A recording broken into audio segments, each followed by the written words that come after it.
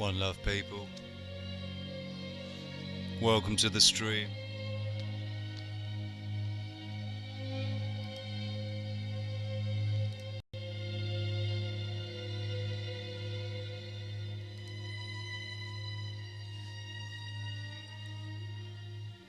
I will be with you very shortly.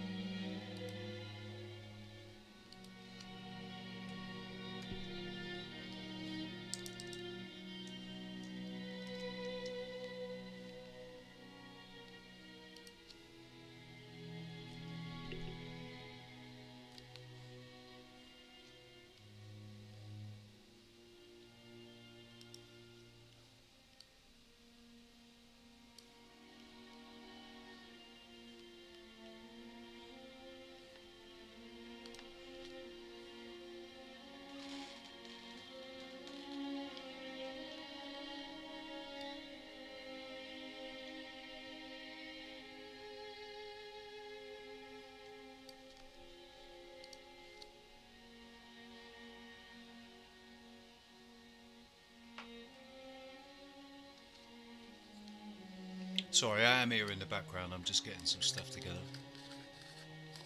Rolling a cigarette.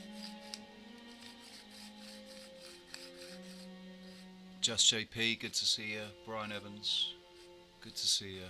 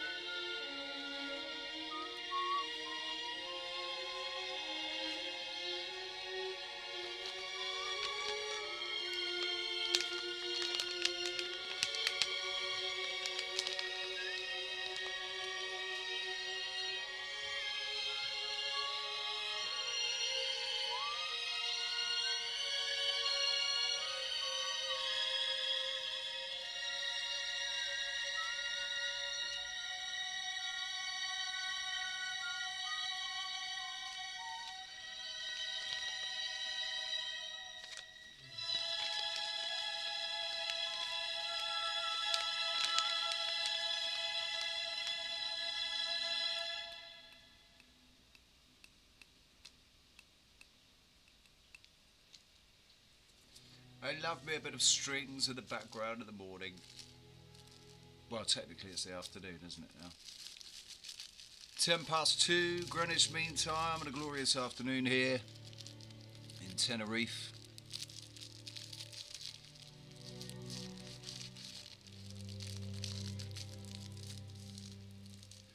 I was watching Michelle Gibson earlier, and it was her most recent video about oh God, all kinds of stuff, but she's talking about the American Indians, and I thought, I was talking about the American Indians yesterday. Oh yeah, I'm reading that book, aren't I? Right, I want to sort that out. I want to read me some more of that book.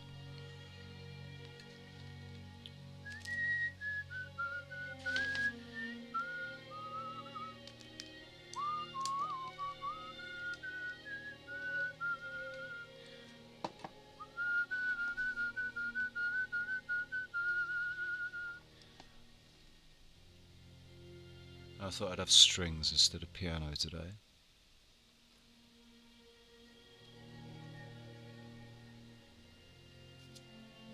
Barber's Adagio.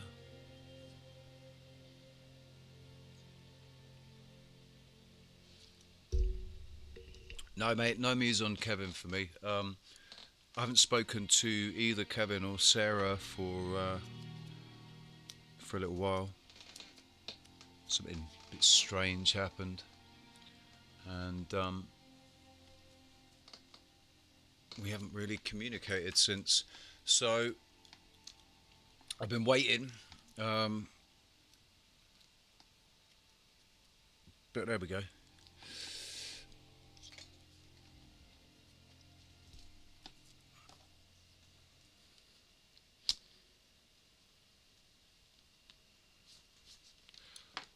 Yeah, I miss some joining us as well, but it's stuff, you know. Things are. We've got stuff that we're dealing with, and also whenever anybody tries to endeavour, you know, tries to do something like this, I don't think it matters where you are or what you're doing. If you're trying to connect people and you're trying to do something good and positive, things come in to influence. You know, I think there's factions and there's different entities that don't like it when we do that, and so they interfere and they plant seeds of doubt and they plant seeds of mistrust. And that's just the way it is. So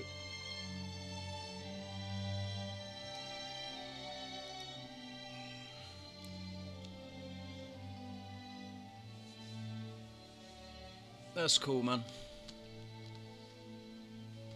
Right.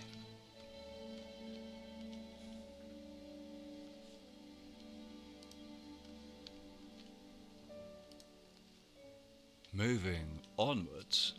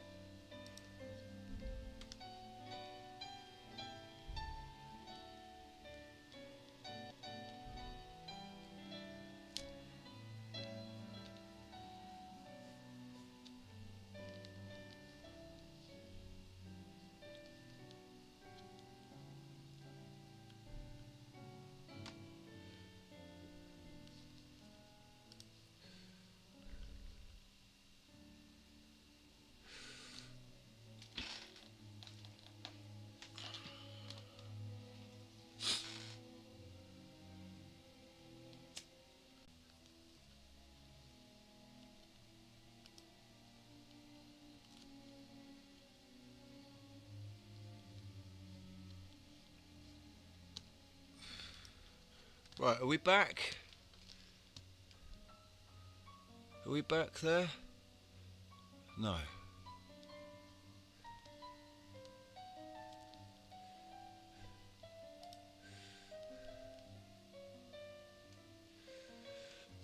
Sorry, I'm messing around with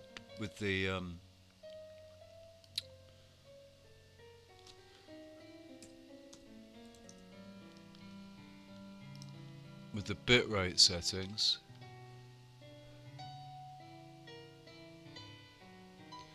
Right, hopefully that's sorted it.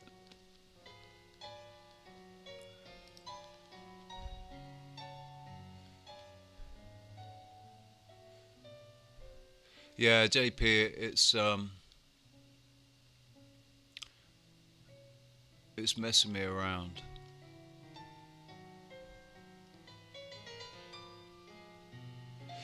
Says the stream health is good now.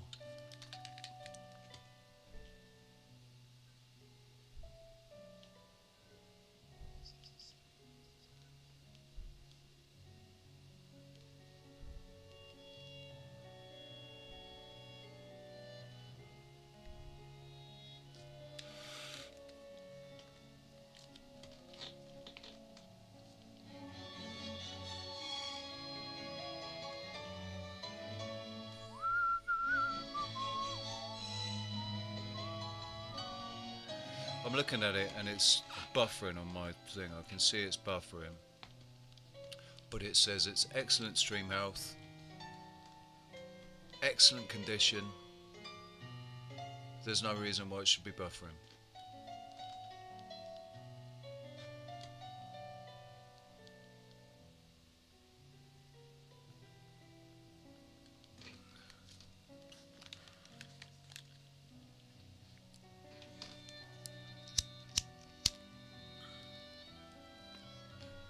Dude, I'm on fibre optic. 120 fucking megabytes a second or something. Really fast.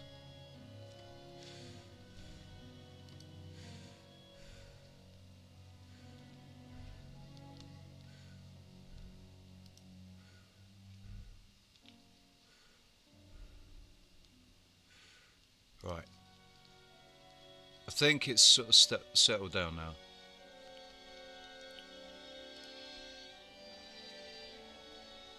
Sergeant Bun Bun, welcome, welcome.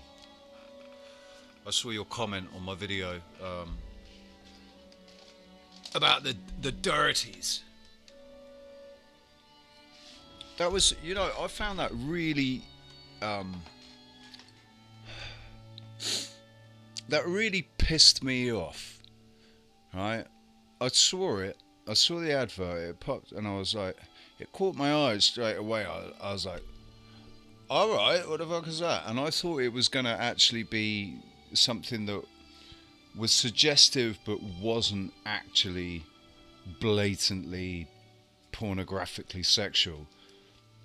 I thought it was, you know, it was going to be something silly, and then it turns out it's not something silly. It's exactly what I thought in the first instance, what I thought it was. And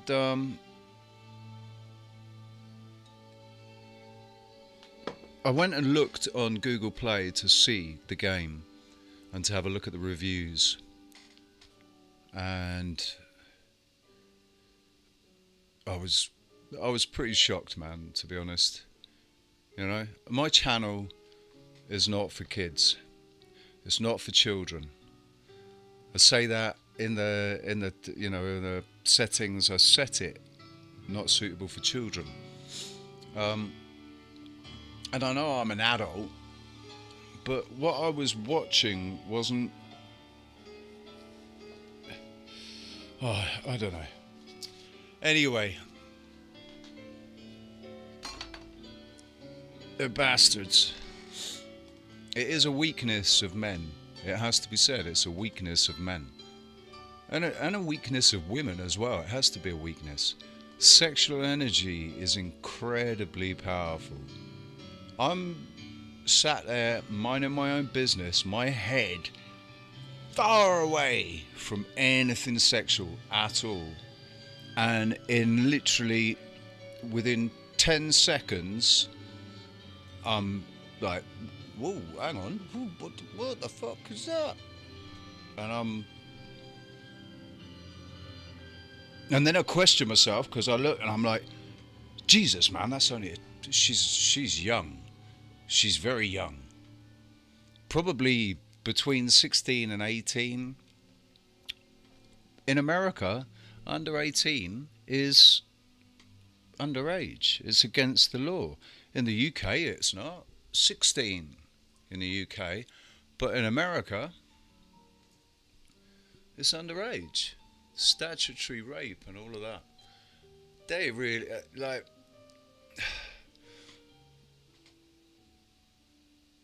They blatantly advertise stuff. There's hardcore pornography on Twitter, on Facebook. I'm sure somewhere on Instagram.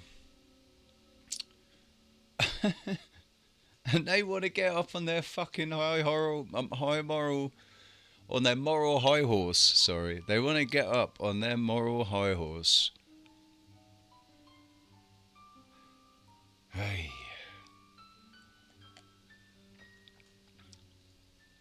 What can you do? Right. Children of the Sun. Chapter 5. Culture Sequence, Indonesia. The evidence derived from the study of foot plants in Oceania suggests that the first colonists of the Pacific came from India by way of the East India Archipelago, or Indonesia as it may be called. But when search is made there for signs of the beginnings of civilization, the results are more difficult to interpret than those presented by Oceania. For many centuries, Indonesia has been overrun by strangers, bent on domination or exploitation, whose activities have so obscured the past that it is only by devious methods that any idea can be formed as to the course of history. Nevertheless, it is possible to estimate with some certainty what sort of culture first existed in this region. In studying, in my book, the distribution of megalithic monuments and of the sun cult in Indonesia, I soon found that the complexity of the task would be still further increased if account were taken of those places where signs of India and other foreign influence could be detected. I therefore decided to eliminate, for the purposes of that book, South Celebes, Bugis, Makassar, Java and Bali and the surrounding areas, the Sulu group, the whole of Sumatra, the Malay Peninsula, and other places that revealed obtrusive evidence of later Indian culture. But that did not eliminate the difficulty. For Horst, in his work on Hinduism in Indonesia, he claimed that Hindu influence could be detected in places like Moluccas and in Geelvink Bay of New Guinea. It is true that his views had been controverted by Wilken and others, but their objections did not seem to dispose of his claims. This was a perplexing discovery, for it threatened to make the interpretation of Indonesian cultural history, it threatened to make the interpretation of Indonesian cultural history extremely difficult. However, a choice was made of those parts of the region which seem to be free from alien influence. The result of inquiry into the cultural history of the peoples chosen for the purpose was to show that wherever they were raised above the food gathering stage, they invariably claimed or showed in their culture that they owed their progress to outside influence, or else that they were migrants from a place where such influence was obvious. The evidence of this alien culture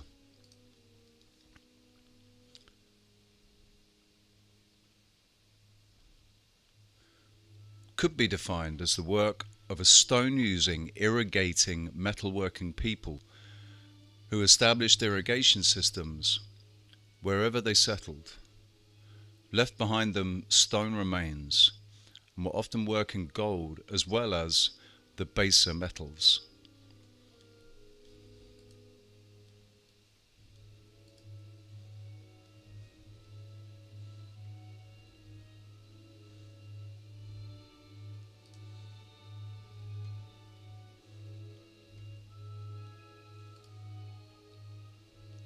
Just going to burn this thing because my moderators seem to be a little bit slow off the mark. Never mind.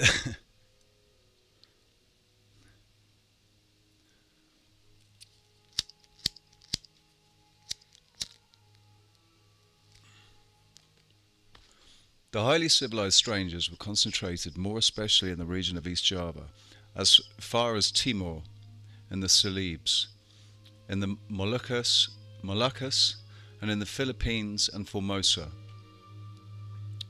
In the islands of Sumba, Roti, Savu, Timor, and elsewhere in this region, they have left behind them many traces of their presence. Sumba is remarkable for the number and nature of his dolmens, and it is to be hoped that a more detailed description of them than we possess at present will someday be forthcoming. The whole of the region of Sunda Islands needs a survey, for practically nothing is known of some of the lands, such as Flores, and existing accounts date back many decades. The region of West Timor is of great importance in the general study of the history of civilization, for many of the people are of Polynesian type, so that it must have been colonized by Polynesians on their way to the Pacific. In the Indians east of Timor, traditions tell of the coming from the west of the founders of the villages, bringing with them sacred stones around which the village cults are centered. The unity of the culture of these islands can hardly be questioned, and all signs point to the west as the place of origin.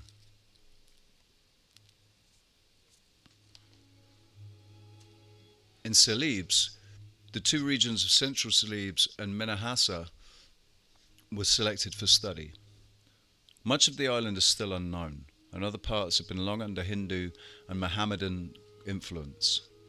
In the megalithic culture of Indonesia, evidence was produced to show that the megalithic remains of Central Celebes were the works of strangers who also taught the people where they settled to grow their food by means of irrigation. Since this book was written, here A.C. Kroit, well known to ethnologists as a worker in the field in Indonesia, has found further traces of these strangers, and is now engaged in writing an account of his new discoveries. He accepts the conclusions that I had arrived at, and in a preliminary account of his discoveries, he states, "On the way by which these strangers moved through Central Celebes, they have left unmistakable traces of their presence, partly in the form of stone images, dolmens, monoliths, and phallic emblems, and partly in the shape of a number of pottery urns, buried in the ground in which they put the ashes of their cremated dead. The civilization of Minahasa is likewise ascribed by native tradition to strangers, people who sometimes place their dead in rock-cut tombs, sometimes in large monoliths.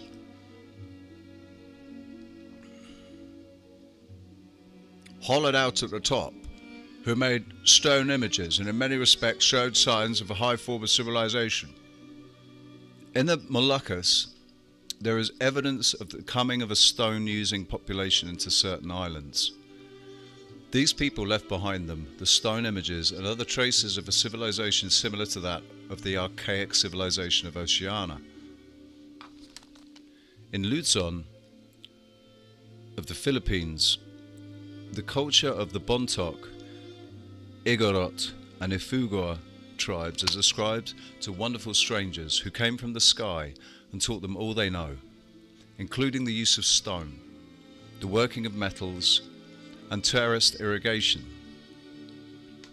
The land of Nias also has a high form of civilization, including the use of stone, irrigation, and metalworking.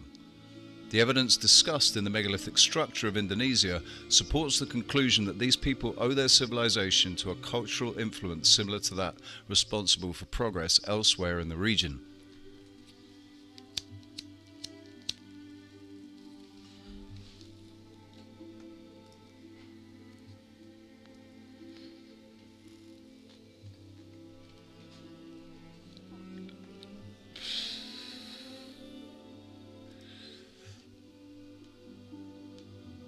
There is a mere summary of the evidence for the former existence of a highly civilized people in the more backward parts of the archipelago. For further information, the reader is referred to the megalithic culture of Indonesia, where the matter is studied in detail. It is now necessary to consider those places revealing traces of Indian and other definitely alien influences, such as South Celebes, Java and Sumatra. What evidence do they afford of the presence of the archaic civilization? To answer this question, it would be necessary to know what were the relationships between the civilization of the Hindus of Java and the archaic civilization of other places. It is certain that the two have certain elements in common, such as irrigation, the working of metals, and stone carving. But in one respect, it is possible to distinguish between the Hindu civilization of Java and that responsible for cultural progress in Oceania. The Hindus of Java never made megalithic monuments of the dolmen or stone circle type. In India also, as will be seen in the next chapter, the erection of dolmens and stone circles antedated the so-called Hindu civilization by an unknown period of time.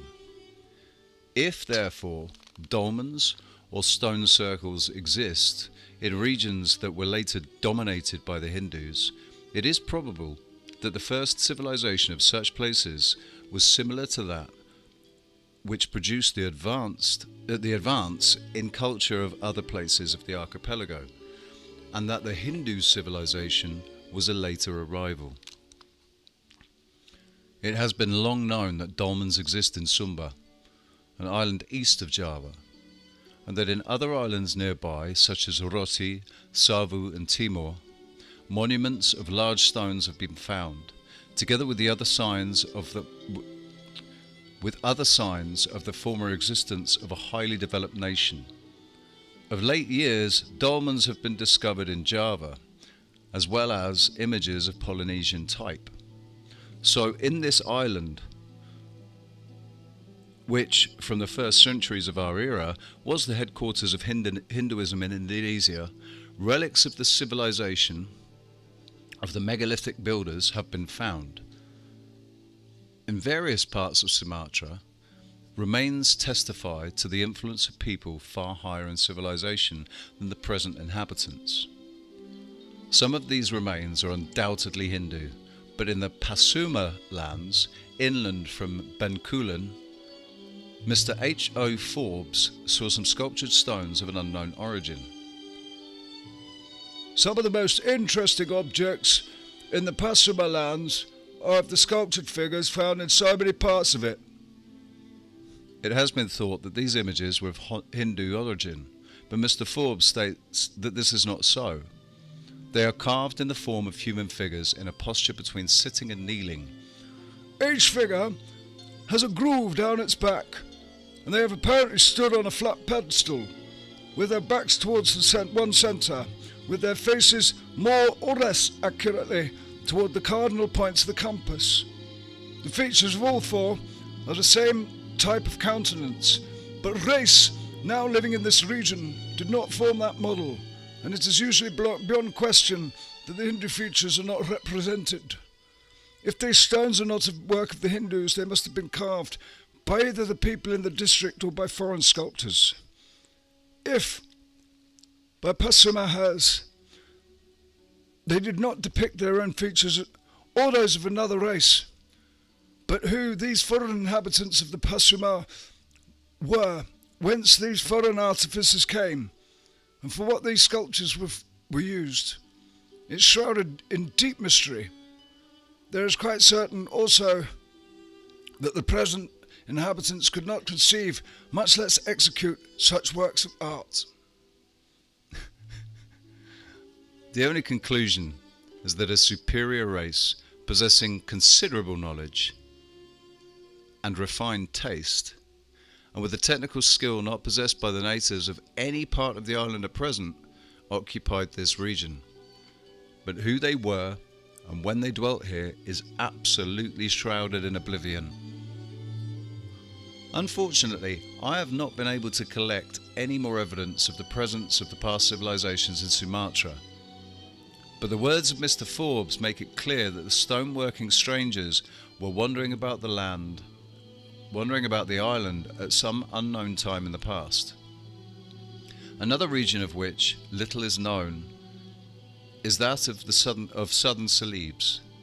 Although highly civilized, not much has been written of the country that is accessible to me.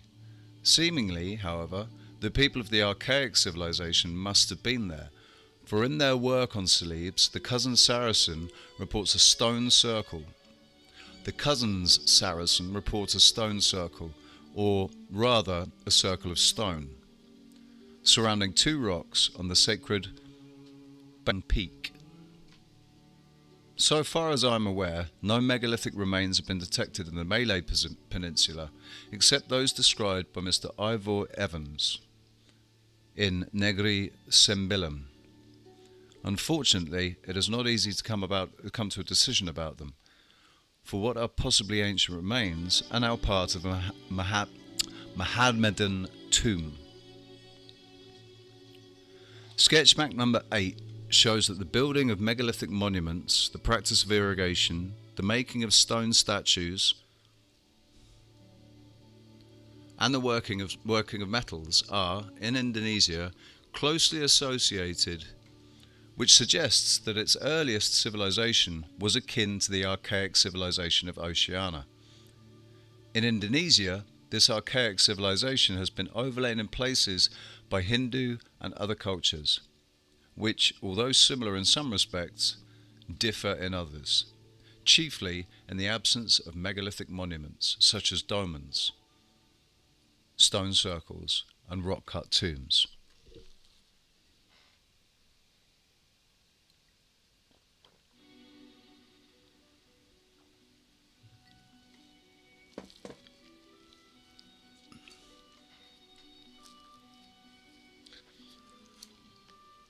The overlap of the Hindu civilization is obvious in Java, Sumatra and South Celebes, but it is even to be observed in the region just west of Timor.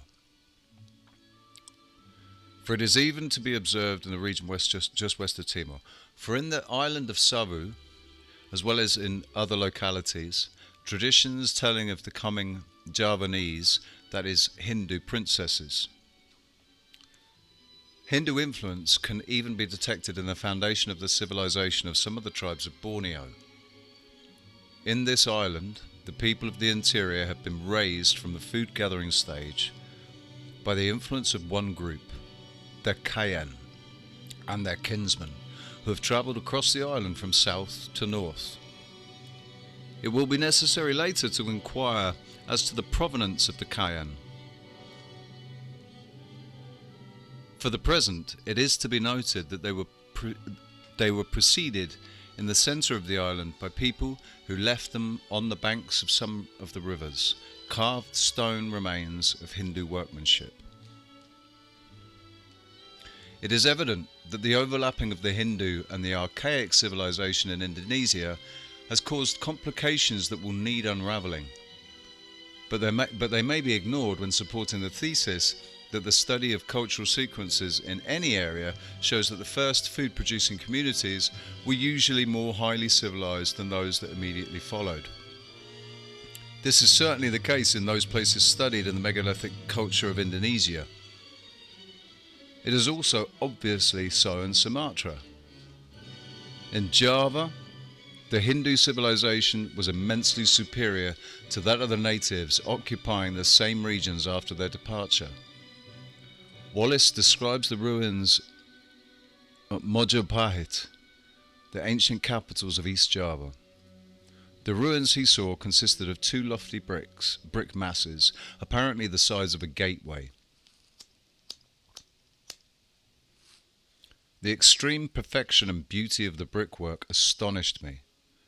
The bricks are exceedingly fine and hard, with sharp angles and true surfaces. They are laid with great exactness, without visible mortar or cement, yet somehow fastened together so that the joints are hardly perceptible, and sometimes the two surfaces coalesce in a most incomprehensible manner. Such admirable brickwork I have never seen before or since. Traces of buildings exist for many miles in every direction. The almost in every direction, and almost every road and path shows a foundation of brickwork beneath it, the paved roads of the old city. He mentions another ruin that he saw. The size of this structure is about 80 feet square by 20 feet high, and as the traveller comes suddenly upon it, on a small elevation by the roadside, overshadowed by gigantic trees, overrun with plants and creepers, and closely packed by the gloomy forest, he is struck by the solemnity and the picturesque beauty of the scene, and is led to ponder on the strange law of progress, which looks so like retrogression, in which in so many distant parts of the world has been exterminated or driven out a highly artistic and constructive race, to make room for one which, as far as we can judge, is very far its inferior. I'm not going to do voices anymore because I haven't actually picked characters for these people and I don't know who's speaking when. But sculptured figures abound, and the ruins of forts, palaces, baths, aqueducts and temples can be everywhere traced. One is overwhelmed by the contemplation of these innumerable sculptures, worked with delicacy and artistic feeling in a hard, intractable, trachytic rock, and all found in one tropical island. What could have been the state of the society? What the amount of population? What the means of subsistence when rendered such gigantic works possible? Will perhaps ever remain a mystery. And it is a wonderful example of the power of religious ideas and social life that in the very country where 500 years ago these grand works were being executed, the inhabitants now only build rude houses of bamboo and thatch, and look upon these relics of their forefathers with ignorant amazement, as the undoubted production of giants or demons.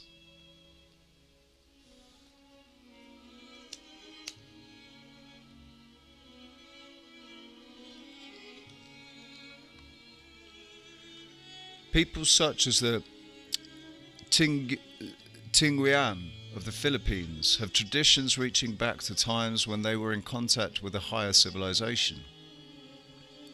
These folk tales relate to a people that lived in the sky but connected with their own ancestors, whose material culture, although similar in many respects to that of the present-day tribe, was more elaborate. The use of gold and jewels seems to have been common in the old times. The latter are seldom seen in the district today, but the use of bits of gold in the various ceremonies is still common, while earrings of gold or copper are among the most prized possessions of the woman. Evidently, these people of the old times are regarded as human beings by the present-day Tingguian. They appear rather as generalized heroes whose life and deeds represent that of an earlier period, magnified and extolled by succeeding generations. Apparently, these old times are connected in some way with outside influences that brought in glass, porcelain and agate beads, as well as Chinese jars, which are not of native make. The traditions of these people seem to go back to times before when they possessed terraced irrigation for rice. El invierno ha sido muy solitario para el Yeti, pero después de ahorrar a lo bestia hasta un 35% en Amazon, el Yeti estaba dispuesto. Sorry about that.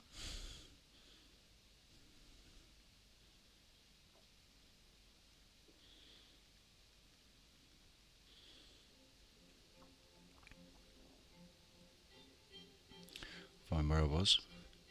The traditions of the people seem to go back to times before they possessed terraced irrigation for rice and when domesticated animals were unknown.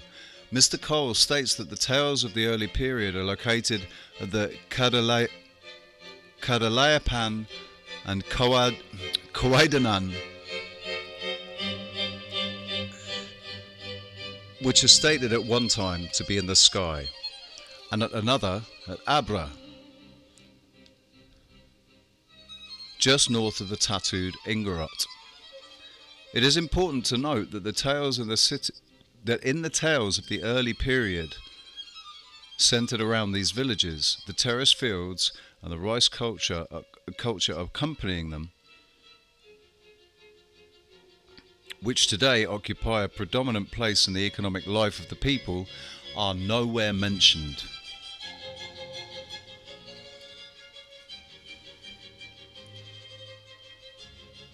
On the other hand, the Langparan, or mountain rice, assumes a place of great importance. References to the cultivation of the land all seem to indicate that the Ho culture, which is still practiced to a limited extent, took the place of agriculture. This is an important statement, for it seems to contradict the evidence already adduced.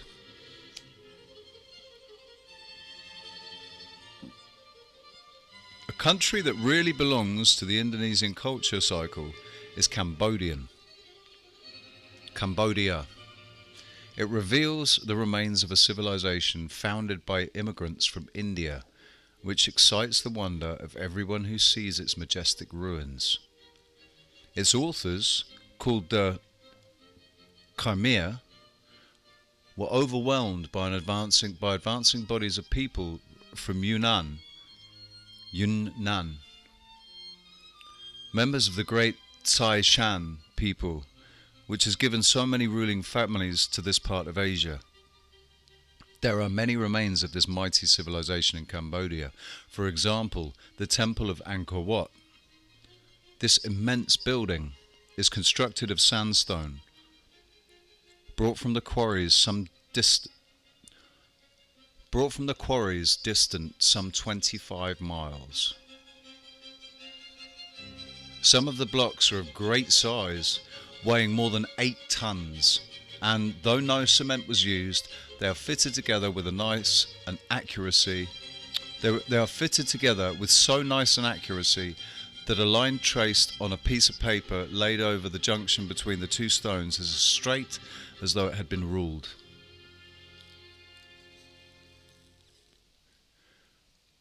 What the mechanical contrivances could have been by means of which these huge huge blocks of stone were cut, transported to the site selected for the temple, and hoisted into their destined places in the temple is a riddle to which it would by no means be easy to supply an answer.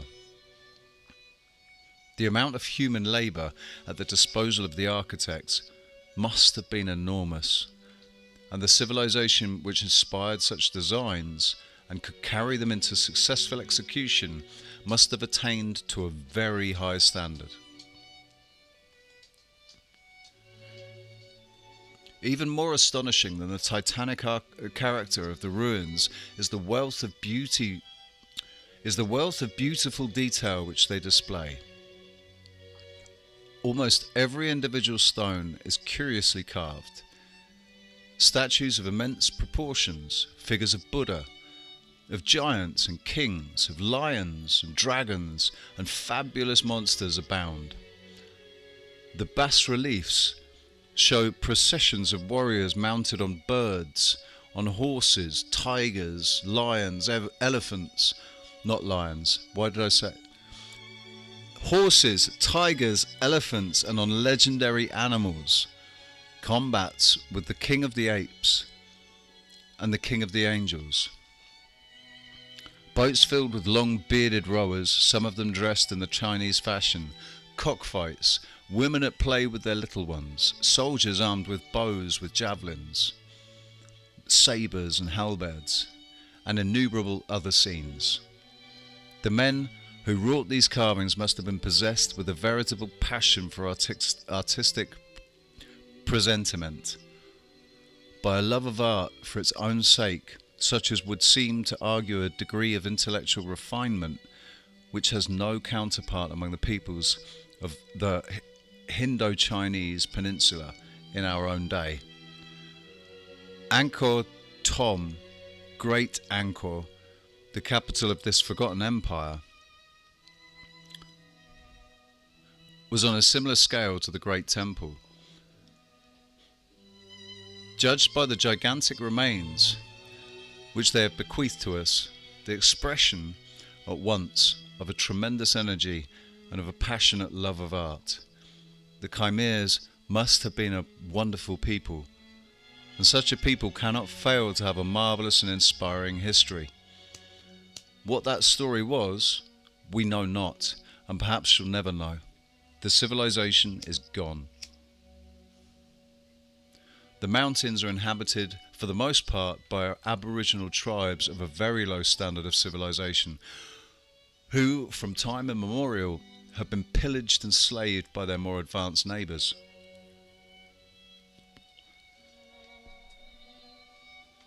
The cultural history of Indonesia has, therefore, been of the same nature as that of other parts of the region.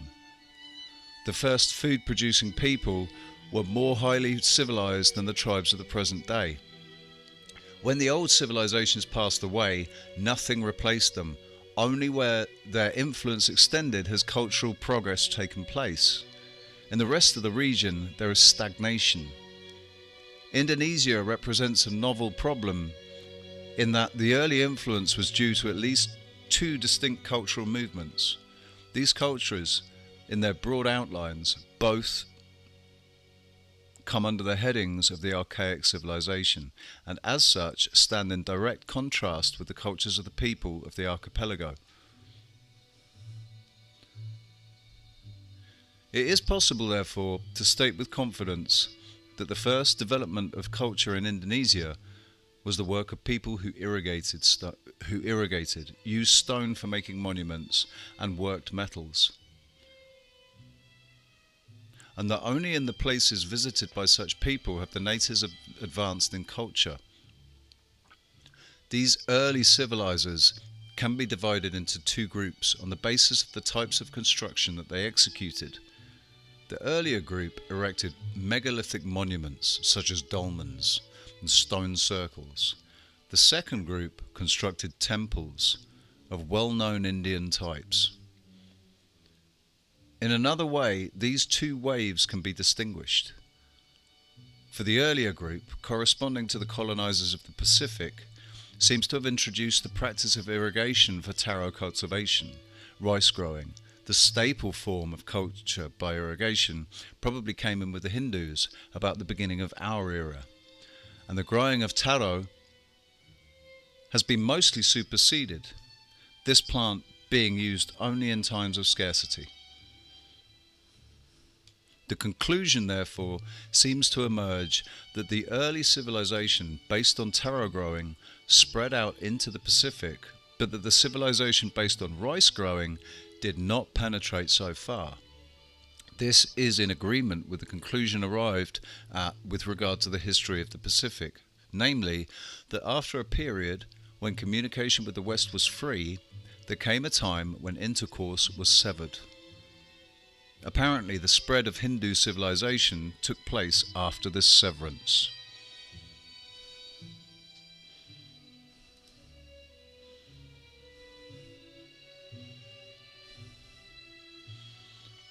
Right, time to pause and jump into the chat room and see how my wonderful people are doing here. I think we can definitely probably give you a wrench there, Sergeant Bun Bun.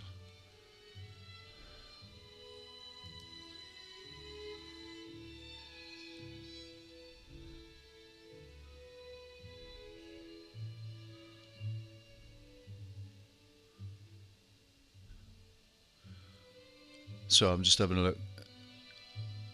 I think you can see it, so you can.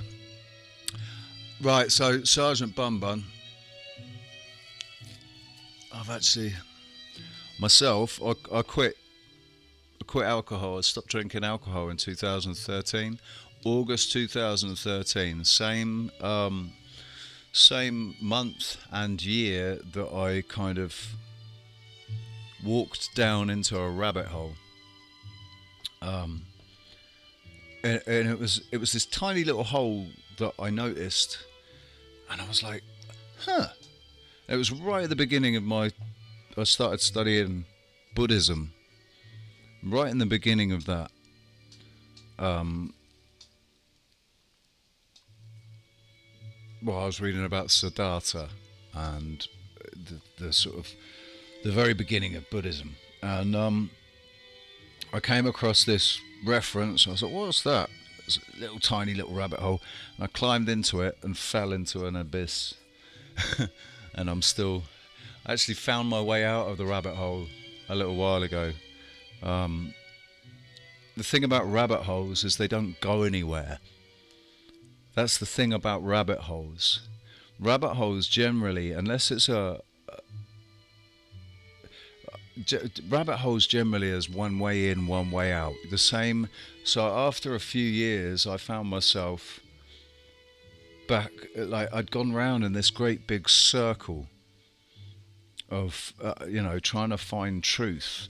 And I worked out I'd come round in this great big circle, and I thought, well, isn't that funny? Because I noticed all these chambers along the way, and they were just big echo chambers.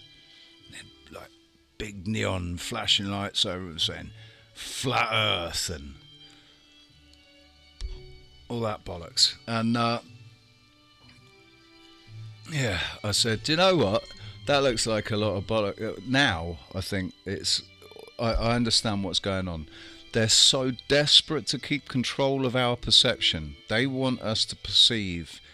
They only want us to perceive what they want us to perceive, because what we perceive is extremely important when it comes to what's going to happen in the future. So they've always controlled, for as long as we can remember, certainly for the last few generations, possibly for the last 1,000 years, they've controlled the story, they've controlled the narrative. They're constantly on top of it.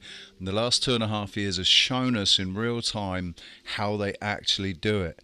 They where everything's printed, where anything is recorded or printed, they make sure that the only things that remain are the lies, as the disinformation. Because they can't afford for people to work out what's going on, because the moment we all work out what's going on,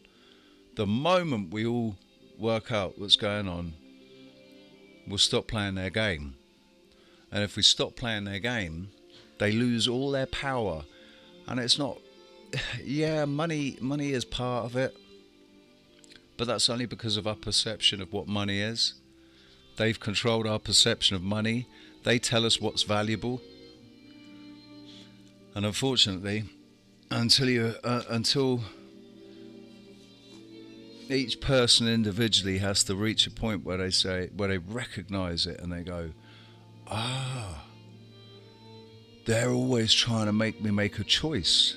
I've always got to choose left or right, black or white, red or blue.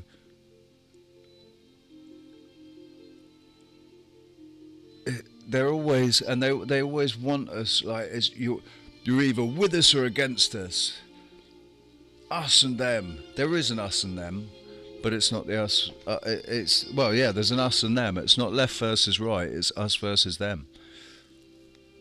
The people that are deliberately controlling the narrative to control our perception, because collectively, if we're all perceiving the same thing, that is what is actually going to play out in reality. That's what the hologram's going to do. And I think that our words, we've been given the wrong perception of words. So hologram, we think that hologram is something computer generated. It's all about light and stuff, but we don't realize that, or we don't think about the fact that we are light, like we are emitting light. That's how it works, that you can see my hand and you can see my body, because the light frequency is reflecting back to you. I think they've done some sort of study on it, and they've said that things absorb light, and then like in the dark you have night vision because everything has absorbed a certain amount of light. But how long have I been going? Let's have a little look. Oh, wrong one.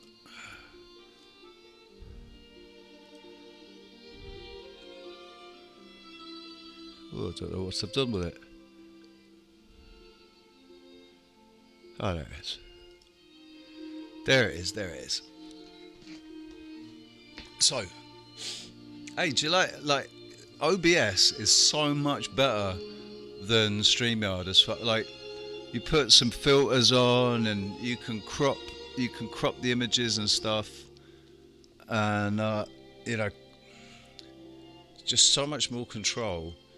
And my camera, I thought, oh my god, I look like death warmed up. I just tweak a couple of little things, and I'm happy with the image that there is. It's not actually that dark in here. It's actually quite light, but I've just tweaked a couple of little things with the camera, and boom, there we go. So, are you ready for chapter 6?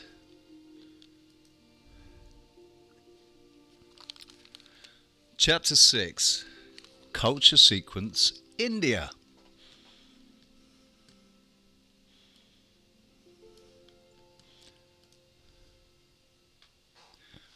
As the survey has proceeded, the problems to be solved have become more complicated. The unity of the civilization of North America was evident on the basis of maize growing. That of Oceania was also easy to understand on the basis of the food plants that the Polynesians brought with them. In Indonesia, it was harder to discover any such simple formula in the explanation of the foundation of civilization. For it was clear that at least two important waves of migration had swept over the region at different times, both of which had played a part in civilizing the native food-gathering tribes. Such difficulties increased in India. This country, as is well known, has been subjected from time immemorial to diverse cultural different influences. When historical records began, about 800 BC, active trade had existed between India and the West for several centuries. The effects of such constant intercourse must have been profound. Civilization in India, once implanted, was not allowed to remain isolated as in North America. Fresh stimuli repeatedly led to new developments. This makes it impracticable at this stage in the argument to study the history of Indian culture on the same lines as that of North America, for the establishment of culture sequences would involve an examination of the contemporaneous civilizations of the West. Consequently, I shall confine myself to the attempt to show that its first food-producing civilization was fundamentally similar to the archaic civilizations of Indonesia, Oceania, and North America, that it was based on irrigation, stoneworking, pottery making, and metalworking. At the same time, attention will be called to the fact that in several parts of India, people of low culture live in regions full of remains of vanished civilizations. It is now known that India had a well-developed Paleolithic age, which was followed by a phase with cultural characteristics analogous to those of the Neolithic age of Europe. This prehistoric civilization was characterized by the practice of agriculture by means of terraced irrigation. Unfortunately, I have not been able to find sufficiently precise data for the construction of a map to indicate the distribution of irrigation in India.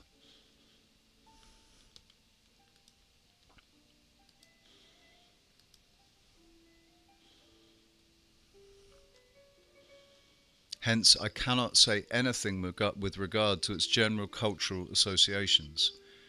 It is certain, nevertheless, that these early people were irrigators who left behind them terraces riveted with rough stone walls, near which were great accumulations of pottery, bones of bovine animals, tanks made out of damming streams, and shallow troughs hollowed out in the rocks, which were apparently used for crushing corn.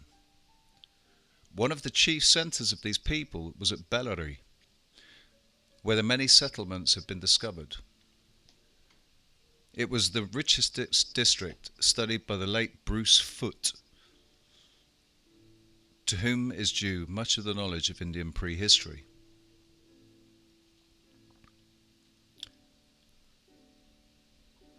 Sketch map number 9, which is based on those of Bruce Foote and Munn, shows that the settlements of these early people were mainly concentrated in the basis of the Kistna River, and especially in the Bellary district. They were on the tops of hills, together with terraces and workshops for the stone implements then in use.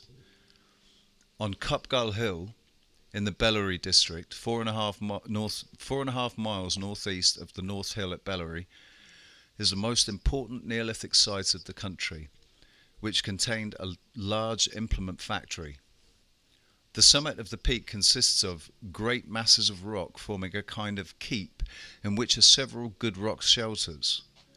The actual summit is inaccessible without a ladder some 20 to 30 feet high, and with the upper part of the hill forms a very defensible citadel. The citadel includes 3 lynchets, the lowest of which is kept up by a rough stone rivetment. Alongside the small stream flying down from the sloping valley, between 2 small tanks and about halfway down between the 2 tanks, I observed no less than 7 large granite blocks, which had evidently been used for domestic purposes but were partly broken. On the second big lynchet lay an oval trough, polished by use, and into which a hole had been worked at a later time, such as one sees nowadays in stone rice mortars.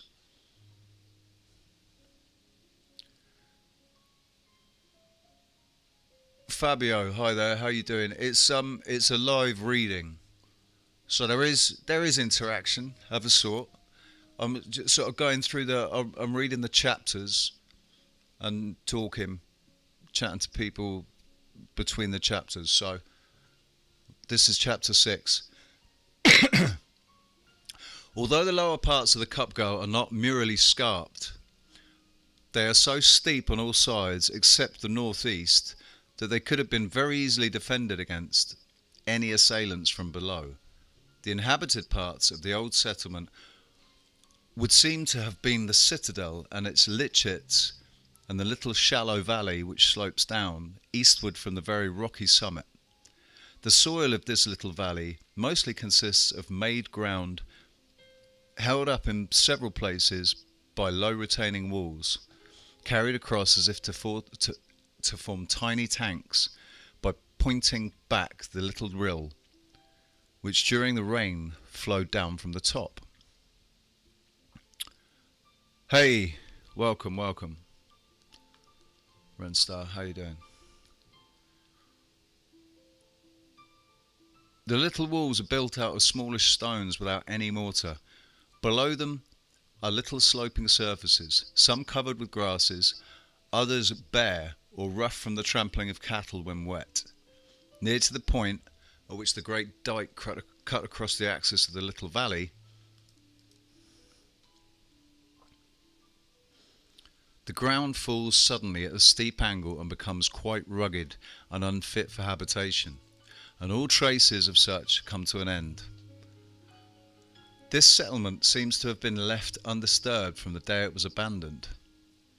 From the great number of implements I procured during my first visit to this part of the hill, I came to the conclusion that this old Celt factory had never before been visited by anyone taking any interest in the Neolithic artefacts, and that the place remained in much the same condition as it had been left by the old people who abandoned the manufacture of stone implements, very probably in the consequence of the advancing state of the iron industry.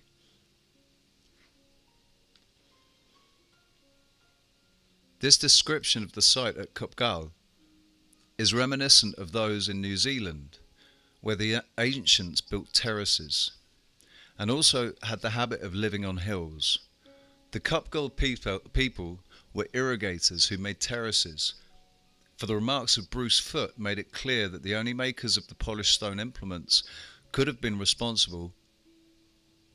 Made it clear that only the makers of the polished stone implements could have been responsible for this installation of terraced irrigation. These old Neolithic folk were metallurgists, according to Bruce Foote, or Foote. I bet he pronounced it Foote. He says that the north, or face, hill at Bellary had on it considerable traces of an old settlement of the Neolithic people, together with indications of the commencement of an iron smelting industry in the shape of iron slag and of fragments of hematite of both rich and poor quality.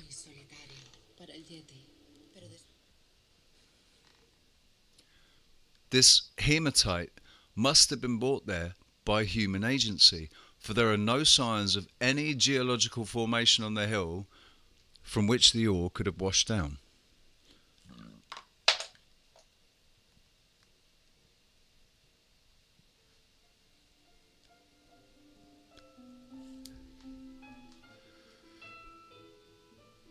Sorry, lost my place. And the nearest natural source from the quartzite beds of the Copper Mountain, located 8 miles to the southwestward. The assumption of the existence of an iron-making industry in this Neolithic settlement is supported by the occurrence of a small pottery tuyere suitable in shape for the protection against direct flame action of the nozzle of a small bellows.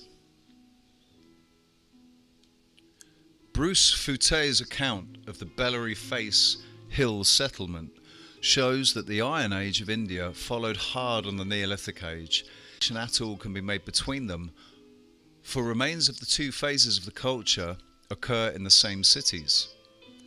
In spite of the great ease with which iron objects of all kinds are utterly destroyed and lost by oxidation when exposed to damp, yet from the very durable nature of the pottery the Iron Age people produced, and the vast quantity of it that they left behind, it is evident that in a very large number of cases they must have occupied the old Neolithic sites, and the Celts and other stone implements are now mixed up with the highly polished and brightly coloured sherds of later aged earthenware.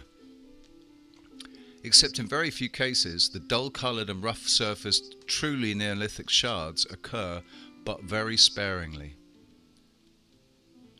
The close connection between the so-called Neolithic and Iron Ages of prehistoric India is shown in quotations such as the following.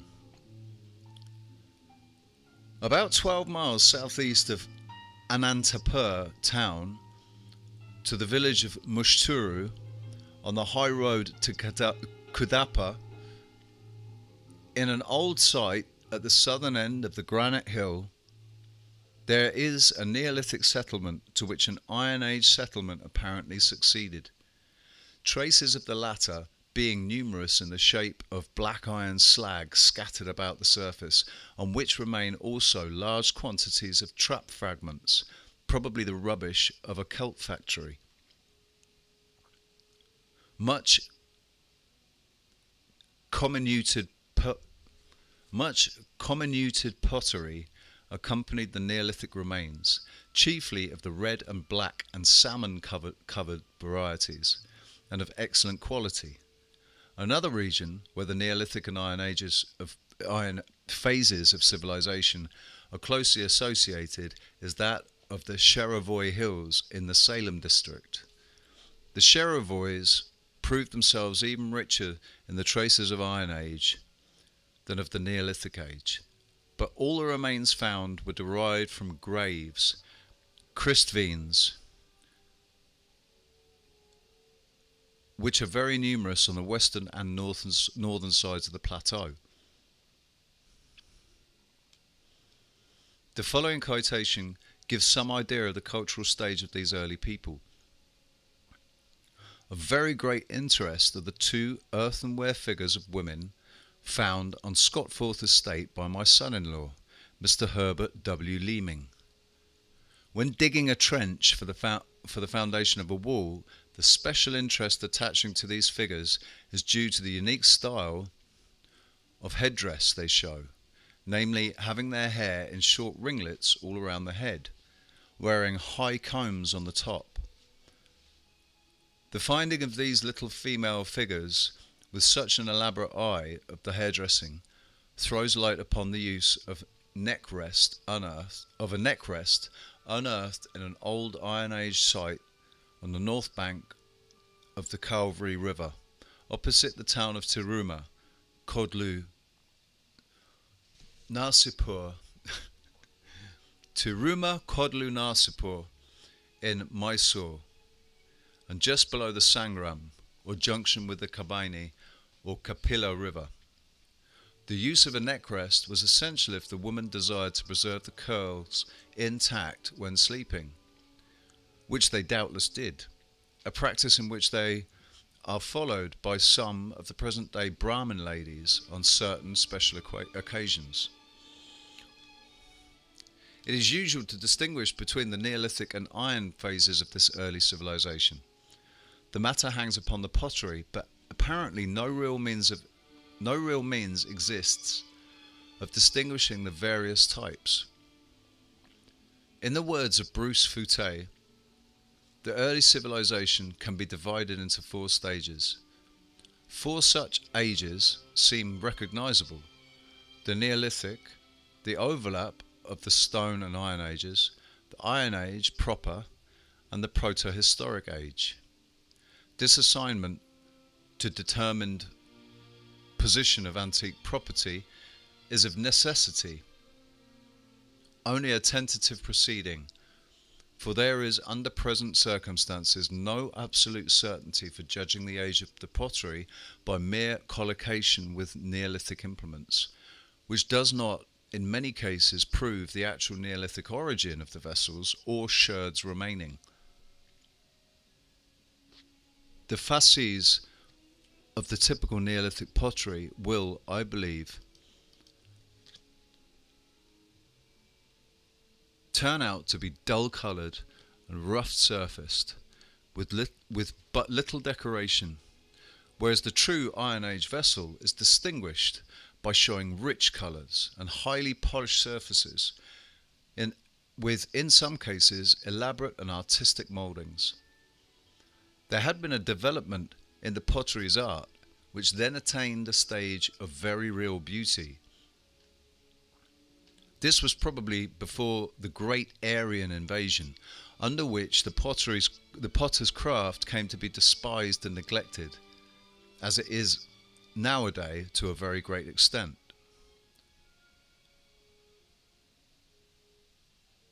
As evidenced by the great plainness and often absolute ugliness of the present-day pottery. Mr. Bruce Fouté himself is of the opinion that no real gap separated the two phases. In the early stage of prehistoric civilization, the art of smelting and working iron was introduced and gave it the name of the Early Iron Age. This was the great advance made in arts and crafts since man's first appearance on the earth. With the much greater ease and rapidity with which weapons and tools of greatly improved quality could be produced by the working of iron, caused the manufacture of stone implements of the larger and more expensive kind to be given up in very great measure. From this evidence afforded by several old sites in the Deccan and Mysore, it is very reasonable inference that the ironworkers were the direct successors and probably lineal descendants of the Neolithic people. In fact, the ages overlapped. In view of the intimate relationship between these two phases of culture, I shall group them together as the archaic civilization of India. This civilization was characterized by irrigation, pottery making, metalworking, and also, as will now be shown, by the use of stone for construction. The people of the archaic civilization in India constructed megalithic monuments, dolmens and stone circles being especially numerous, ranging from the valley of the Nebuda to Cape Comorin. They are found in the Palni Hills, in the Madura district, in the Sheravoi Hills of the Salem district, in Coimbatore, Malabar, Coorg, Hyderabad, and elsewhere, as is evident from the sketch map number 9. These megaliths are often large, the following being a description by Mr. Woolhouse of one in a cemetery at Peramdori, between Salem and Coimbatore. In the centre of the cemetery was placed, as if it were the chief, the highest of all the tombs, a vast obelisk-like stone, 13 feet by 6.5, towering above the others, stood at its head. Great shapeless masses formed the circle, and the heaps of stones within had disappeared.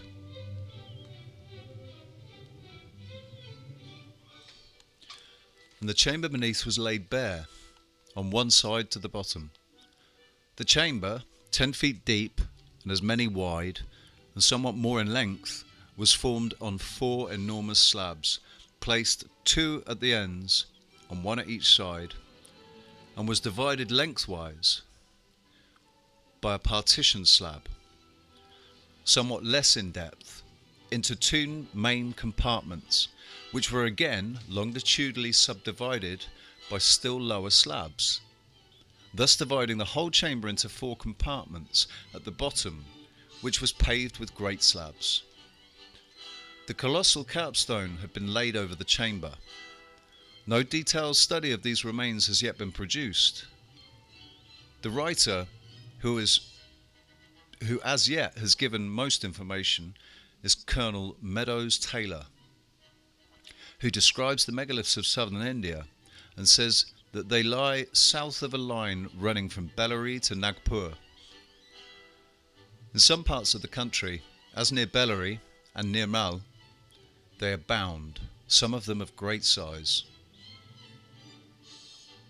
being composed of blocks of stone, very difficult, nay impossible to remove them without mechanical assistance, both as to the size of the stones which compose the outer rings of the tumuli, and also the large slabs which form the inner cell or tomb, wherein the body or bones are placed. The diameter of some of these larger tumuli is from 30 to 40 feet. Others again are much smaller, and on these a much less amount of labour has been bestowed. The depths of some of the large ones is very considerable. You first dig through a mound of from 3 to 5 feet deep, outcropping and bounding by these immense circle stones, which brings you to the level of the ground about. When you dig down again some 8 or 10 feet, you reach the regular tomb, which is composed of 8 immense slabs, or gneiss, or granite, forming an enclosure of 8 or 9 feet long and 4 or 5 broad, giving a total depth from the top of the mound to the bottom of from 16 to 20 feet.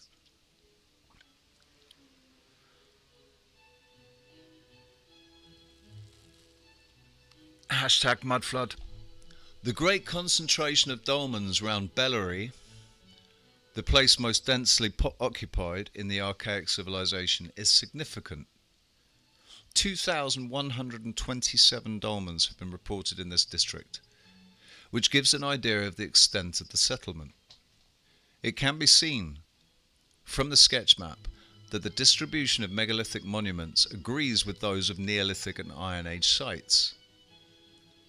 For this reason, and because of the identity of the remains found in the tombs with those of the archaic civilization of India, it is legitimate to consider these graves as those of the early people. Hey, India, how you doing? Megalithic monuments are still erected by certain tribes of India and Burma, Kurumba, Gond, Bhil, Munda, Oraon, Kazi, and southern China being prominent among them, but in no case of the size characteristic of the prehistoric phase of civilization. The culture sequence of early and late in megalithic monuments thus shows that the earliest known examples are the largest. The loss of culture in the case of tribes that built megaliths is also well shown in the fact that the present-day peoples do not make statues of women as did their predecessors. The present-day makers of megaliths in some cases practice irrigation, for instance the Munda and the Kazi.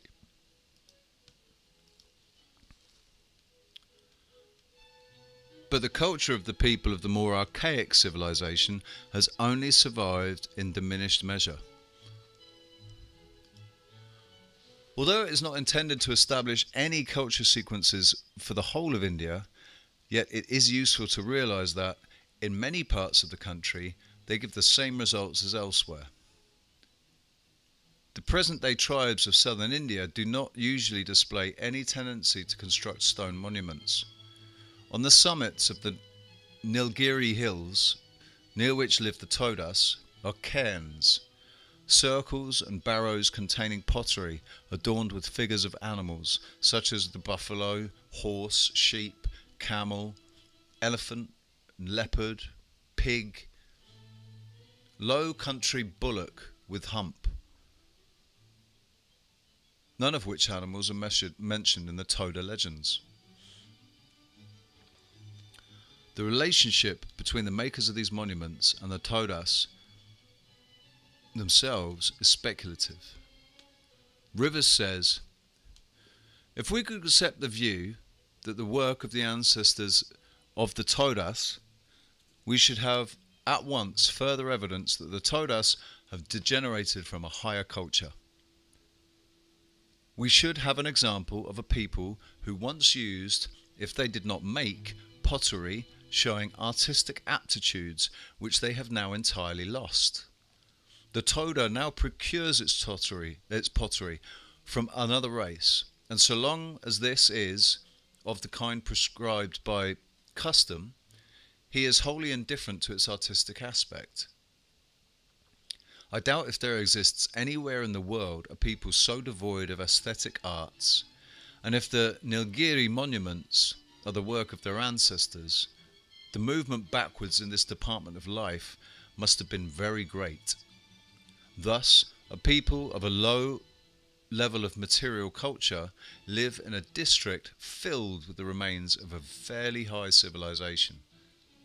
This is another example of a common feature of the whole of the region covered by megalithic monuments. An interesting case is that of Chota Nagpur, where live the Mundas, who are closely connected with the megalithic monuments, of which vast cemeteries are reported in some places. The Mundas seem to have migrated into Chota Nagpur, and say that people called the Asuras, who were there before them, are responsible for certain remains. It is said that evidence in the shape of remains of smelting places and slags of iron, ornaments, implements and vessels made of copper, foundations of extraordinarily large but comparatively thin bricks, remains of pottery and burial urns is gradually accumulating, and would seem to bear out the Munda tradition of the previous occupation of a large portion, if not the whole, of the Ranchi district by an ancient people who used copper and subsequently iron, and who had evolved a comparatively much higher culture than the Mundas who claimed to have ousted them. In Ranchi, Roy has found here and there villages containing remains of very ancient brick buildings, stone temples and sculptures, cinerary urns and huge slabs and columns of sculptured stones, large tanks, mostly silted up, which are all locally attributed to an ancient people called the Asuras. Indeed, an inspection of the architectural and other remains attributed to them convinces me, 1, that these pre-Munda inhabitants of what is now the Munda country had attained a degree of civilization which must necessarily remain a standing wonder to the ruder Mundas of our days. Some of these remains consisted of graves, stone slabs on the ground with funerary urns beneath them. Again, Roy comments upon this strange old civilization. These reputed Asura sites appear to have almost invariably been elevated tracts conveniently situated on the banks of a river or a stream, commanding a wide view of the country so as to be eminently suitable for defence against an invading force. Foundations of brick buildings, large tanks, cinerary urns, copper ornaments and stone beads, copper celts and traces of smelting works for iron are the principal features of these Asura sites on the Chota Nagpur plateau. Ruins of stone temples, carved stone pedestals and stone sculptures of deities and bulls in certain stone implements, etc., found in some of the reputed Asura sites are also today attributed to the Asuras of old. With respect to the stone bulls and other stone sculptures, however, such high antiquity may perhaps be doubted. This constitutes, therefore, another case in which the earliest civilization that can be detected in a region is more advanced in the arts and crafts than its successors. This can be seen in yet another region, for in Upper Assam, in the Dibrugarh district, are ruins of magnificent buildings and raised roadways found all over the country. Mr. T.T. Cooper, also writing in 1873 of Eastern Assam, again testifies to the energy and civilization formerly characteristic of these people and forming a striking contrast to the lethargic existence of the present-day scanty population. He says, "The contemplation of these ruins surrounded by almost impenetrable jungle, which has overgrown the once fertile and well-cultivated fields of a people that has almost passed away, is calculated to strike one with an intense desire to learn more of the history of those terrible events which robbed a fertile land of a vast and industrious population, converting it into a wilderness of swamps and forests. The region of the Nampur forest between Lumding Junction and Golagat and bordered by the Mikir and Naga Hills, covers ground once occupied by the Kachari clans, who were then in a high state of civilization. The railway engineers are constantly coming across causeways, canals and sites of buildings, especially near Rangapahar and Dimapur.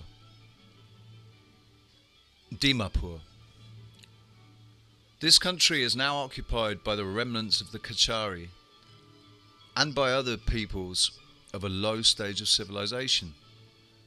Even in the country occupied by the Abor and Mishmi tribes, ruins testify to a former higher state of civilization.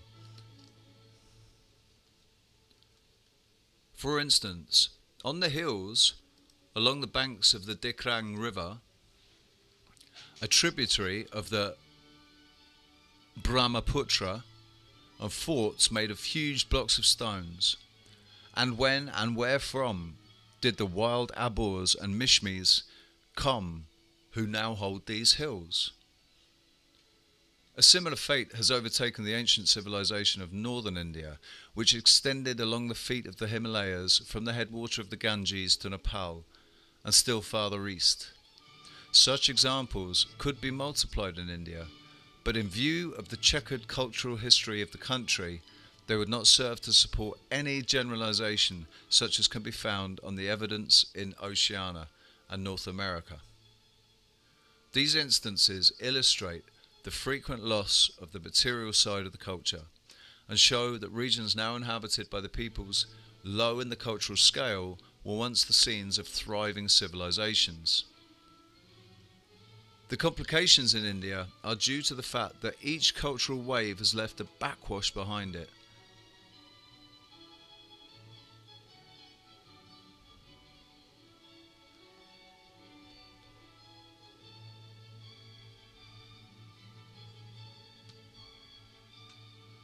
So that every generalization must be founded on the historical study of each group of the tribes. We still await that study. In the case of the tribes who still erect megalithic monuments, a loss of culture can be detected, and that they do not manipulate such large stones as their predecessors. It is also possible to show that they have lost certain elements of the original culture. The generalization to be obtained from the study of Indian prehistory, as at present known, is that the earliest food-producing civilization was that of people who practiced irrigation, worked metals, made pottery, and constructed megalithic monuments. With the exception of the pottery images of the Severoi in the Salem district, they do not seem to have made human statues, and no carved stone statues are reported. The survey has now covered North America, Oceania, Indonesia, and India, including Burma. The final result has been to show that the earliest known civilization of food producers in any part of the region is that of the people who practiced irrigation, built megalithic monuments, worked metals, made pottery, and carved stone images. On the basis of these cultural elements, it is possible to claim uniformity of the archaic civilization throughout the region, and for all these cultural elements tend to appear in the later civilizations. This generalization takes no account whatever of the relationships between the archaic civilization and its successors, nor does it concern itself with the varieties of stone or of pottery that are made. In this last, I shall probably meet with opposition from archaeologists, who usually base so much of their reasoning on differences of technique in certain arts and crafts. It may be objected on that score that I am postulating uniformity where it does not exist. That, for instance, in India, megaliths of the archaic civilization are mainly dolmens and stone circles. In Indonesia, there are dolmens, rock-cut tombs, stone circles and pyramids. In Oceania, there are dolmens, stone circles and pyramids, and in America, there are pyramids and dolmens. These monuments, it may well be asserted, should be considered separately. Similarly, with regard to pottery and metalworking, such objections as these entirely miss my point, which is that the craft itself, whether the use of stone, of pottery making, or of metalworking, can be studied from the point of view of presence or absence, and that the archaic civilization is distinguished from those that followed by the possession of these and other crafts, not on account of any varieties of form in the production of those crafts. The main point is, why do some people work stone while others do not? That question being answered, we may then inquire into the various forms of stonework. Similarly, the distribution and cultural affinities of the pottery industry being determined, we may proceed to consider variations on the theme, those of shape and decoration. If pottery making owes its introduction to in a large part to a cultural influence, the variations in style are not so important as the industry itself. In like manner, the important fact about irrigation and terraced cultivation is not the particular food plant grown, but the procedure itself. As has been seen, irrigation is concerned in America with maize, in the Pacific with taro, in Indonesia and India with rice, yet the inception of the practice is apparently connected with the archaic civilization. If that be so, the kind of food grown by the irrigation in the different countries is merely the variation on a theme. The people of the archaic civilization in Oceania, at least, were skillful enough to transport shoots of food plants across thousands of miles of ocean and bring them to maturity in their new homes. A noteworthy feat. Therefore, it must constantly be remembered that men in possession of a highly skilled craft, such as that of irrigation, are capable of bringing in different countries the proper food plants under cultivation.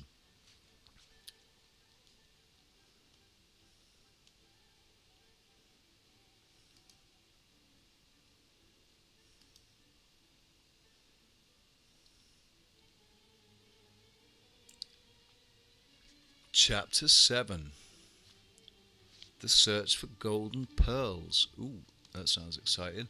Well, I'm going to jump into the chat room. How long have we been going?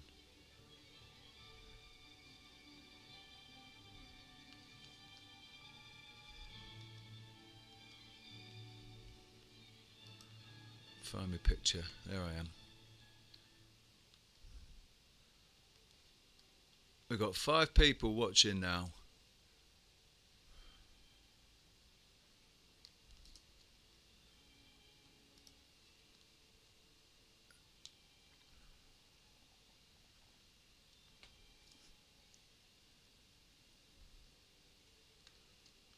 Fabio Travail is 1.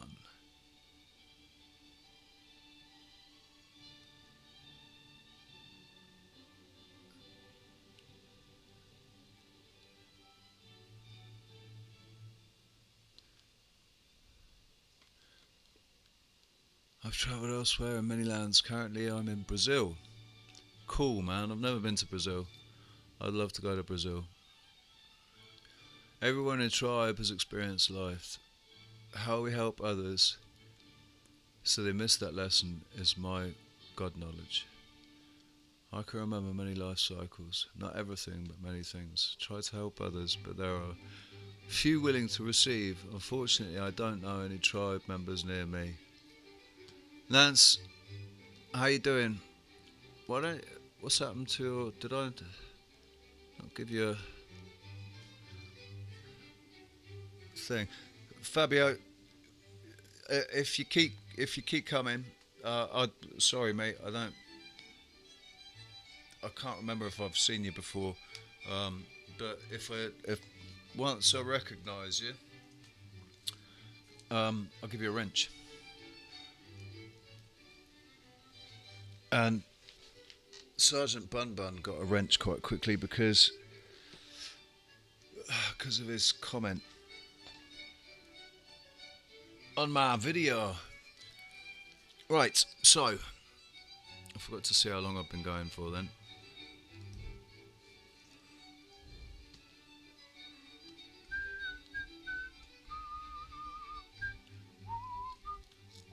$102. What's that? That's an hour and 40. Oh, bloody hell. An hour and 40 minutes.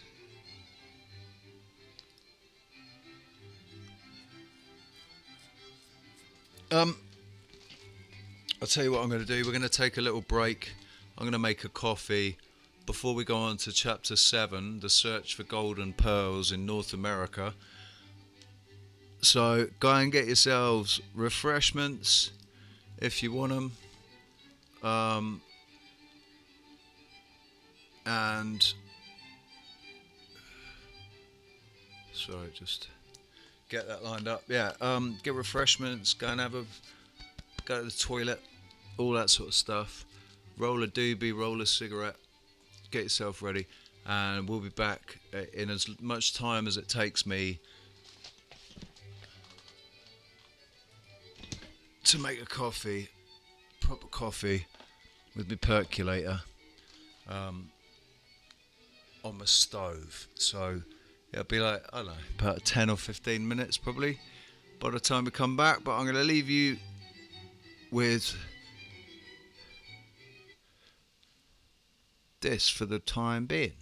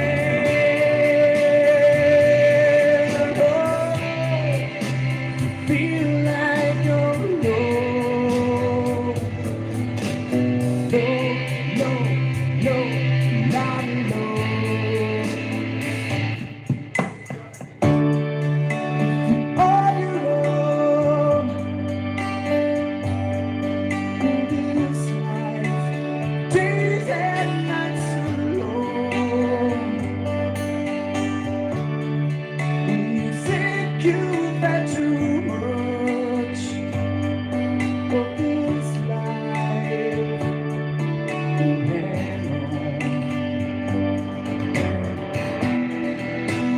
Everybody hurts sometimes. Everybody cries. Everybody hurts sometimes.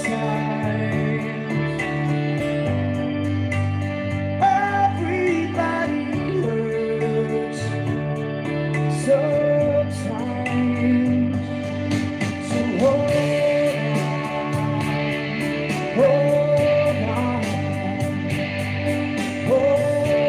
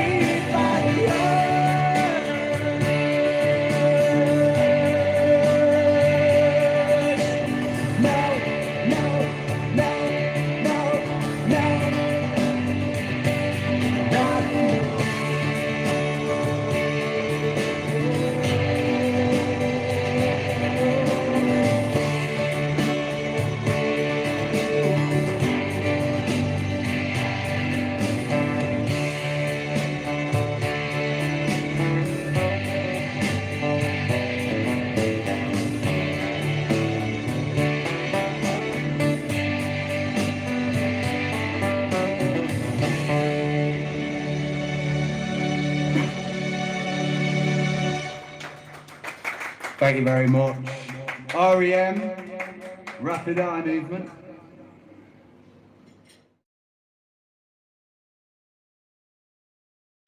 The higher you build your barriers, the taller I become. The farther you take my rights away, the faster I will run. You can deny me, you can decide to turn your face away. No matter, 'cause there's something inside so strong. I know that I can make it, though you're doing me wrong, so wrong. You thought that my pride was gone. Oh no, something inside so strong. Oh, something inside so strong.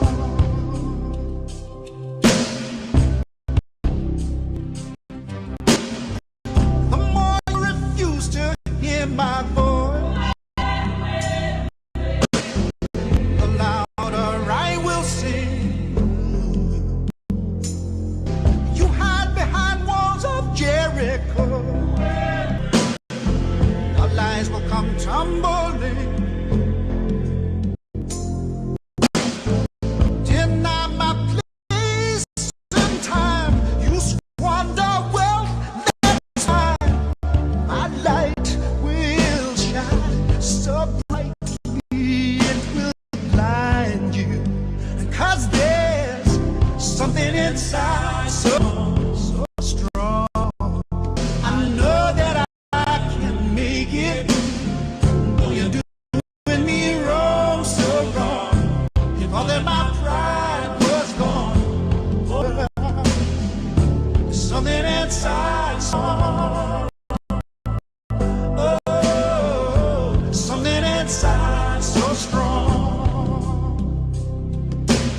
Brothers and sisters, when they insist we're just not good enough,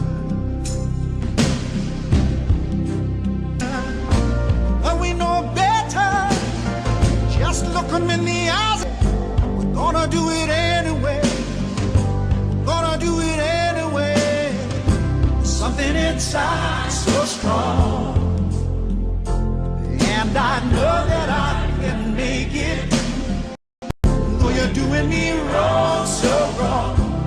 thought that was gonna do.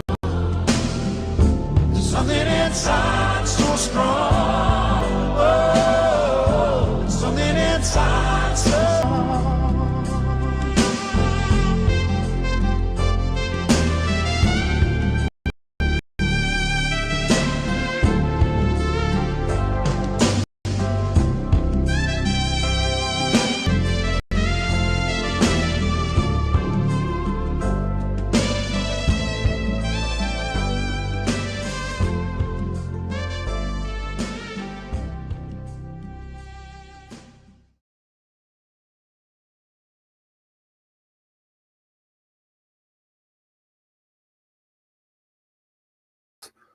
everything's possible. Whatever your perception of the earth is, that's your perception of the earth. But it doesn't mean that your perception of the earth is everybody's perception of the earth, and it doesn't mean that it needs to be either, because you're entitled to have your perception of the earth and the universe around it, which creates one version, which is your version. It's your movie that you're living. It's from your perspective. You'll never, ever, ever see the world through my eyes because you're not me, and vice versa. So it's, you know, it's absolutely possible. It's not just possible. It is. It's a fact that in your reality, the earth is one way, and you're trying to find the parameters for it. You need to find, where's the edge of the earth? Where's the, you know, what's going on? How are we flying through space, or are we in water, or what is it? But in my version, in my reality, the way I've come to terms with everything, this is literally, this is a realm, and it's an observably flat realm, and it's limited only by our perception, by our collective perception, because as an individual, we can only project our perception so far. It only I can't, through my perception, actually affect things in America.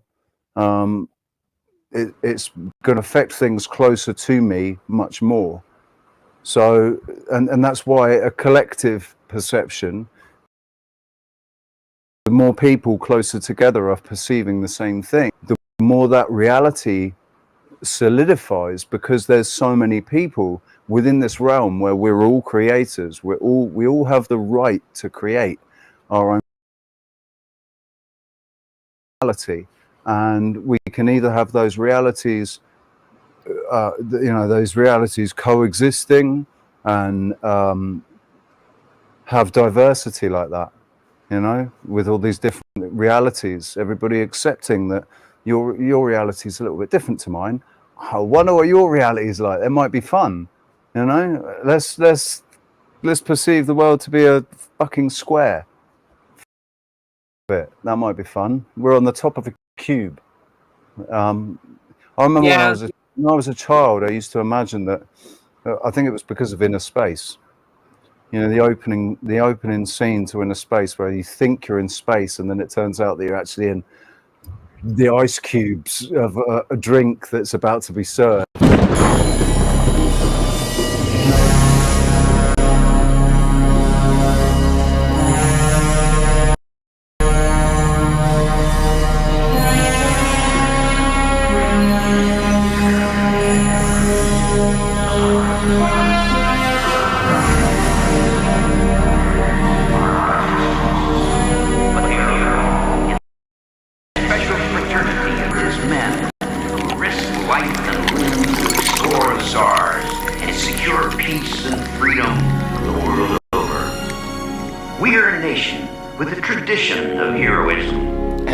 Does anybody know where the heads around here? You know, it's like, and this idea. Yeah, that one. What's the Hitchhiker's Guide to the Galaxy? The end of that, where it pulls out. Yeah. And then it turns out we're a ball being played with on a field by some aliens. Yeah.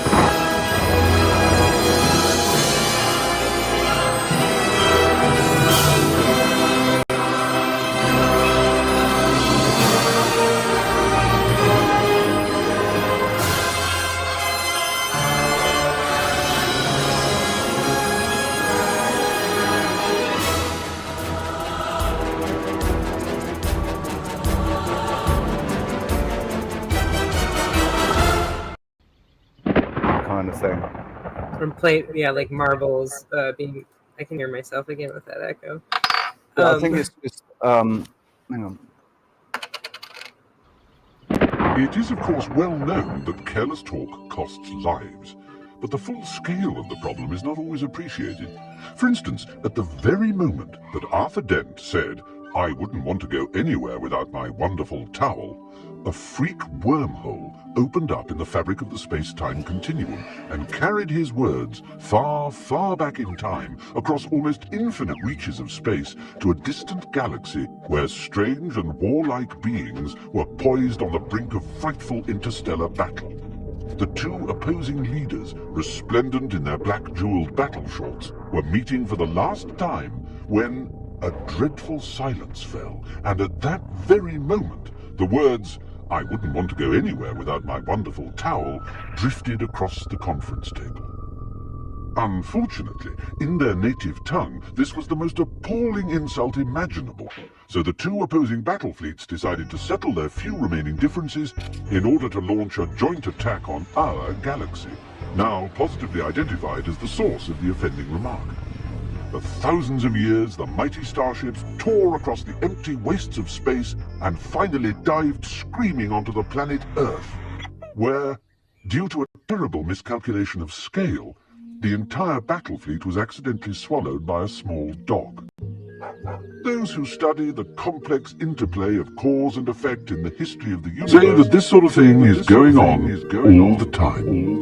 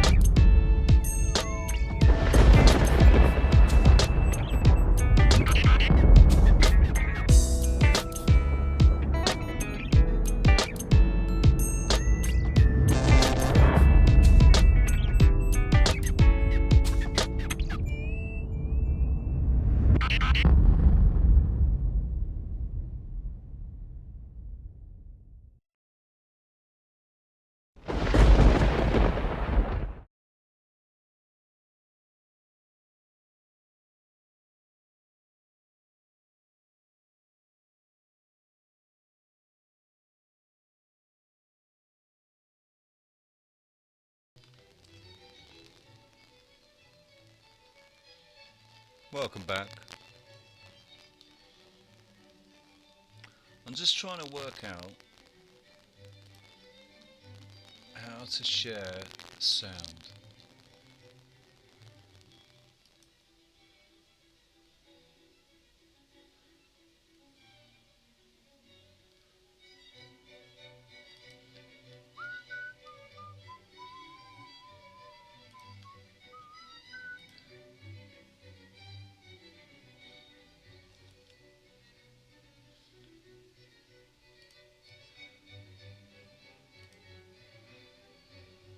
Actually, hang on a sec.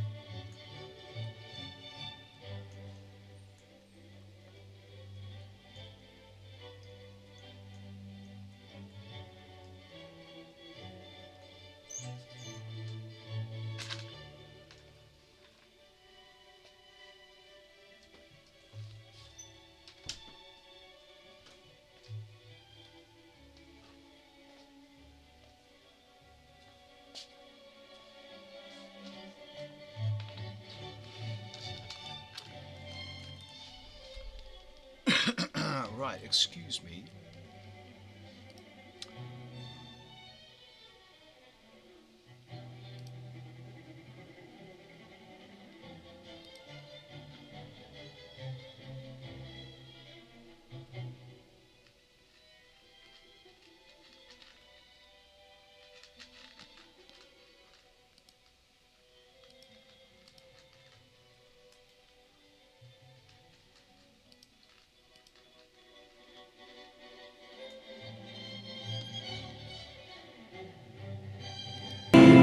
Free fall,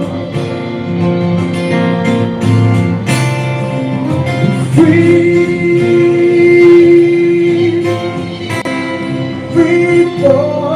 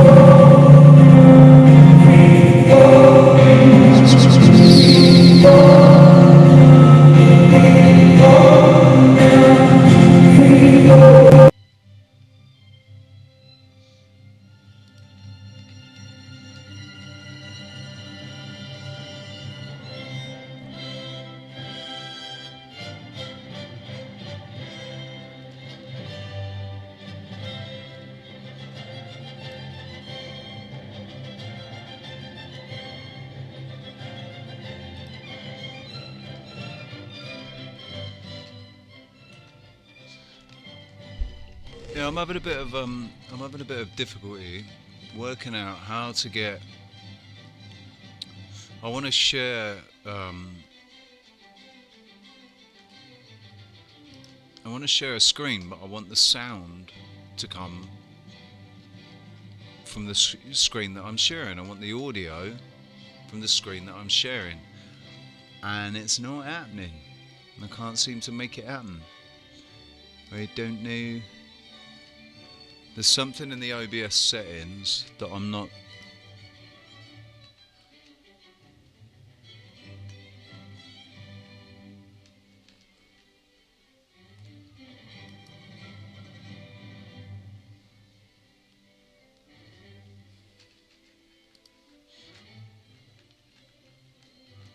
Output.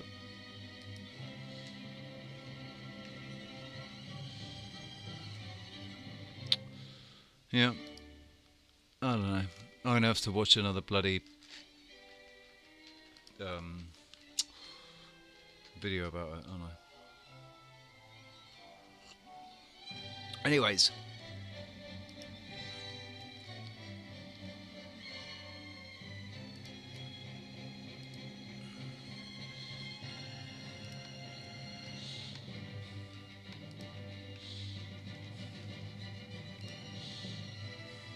This is what I wanted to share. The audio for this. But I can't.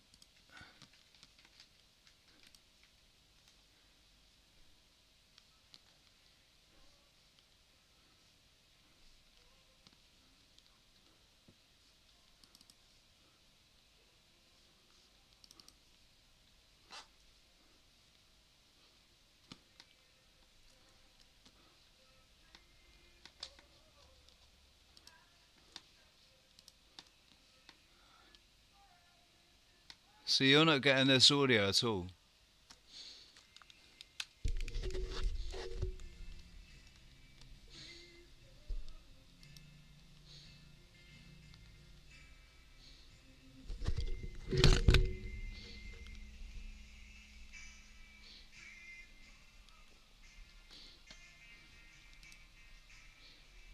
Can you hear that?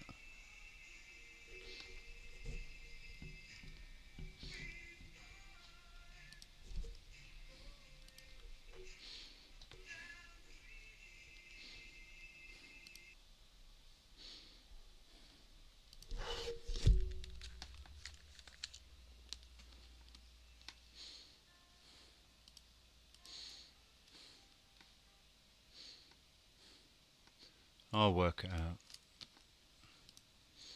Right. Sasquatch. Have we got Sasquatch here? Oh, yeah.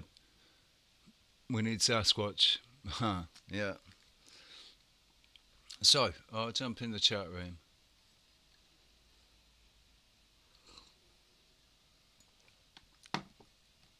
And look at this. Look at this. This is what I'm talking about, right?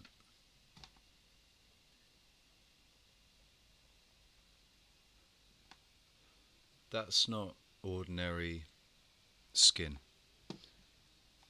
that you get on the top of milk when you've heated it up. That's not ordinary. That's fucking... That's like plastic. And when it dries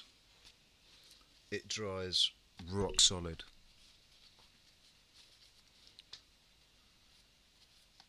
It's like a fucking glue. All that going inside me guts. Lovely.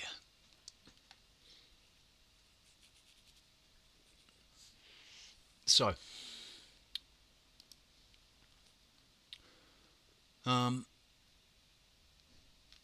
couple of new faces, man.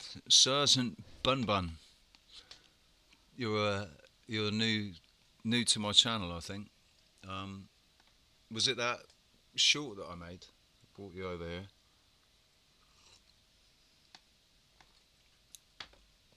Do we move in similar circles online?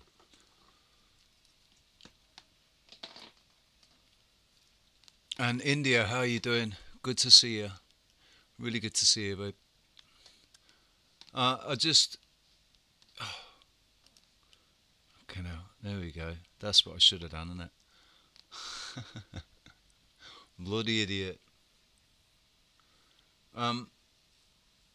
You can still hear me though, couldn't you? So yeah.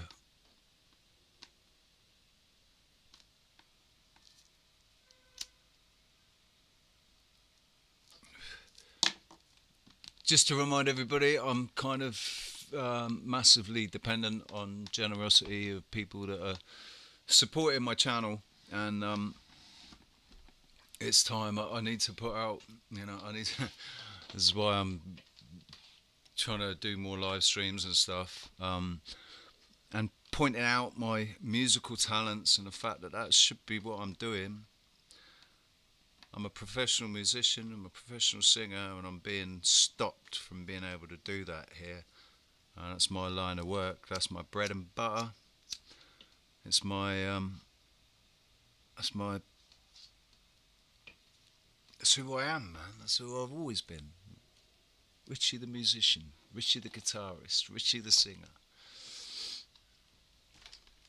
And there's no opportunity for me to work. So, yeah. Things are shite for everyone right now. All I can say is bollocks. Bollocks to it. Bollocks to it all, man.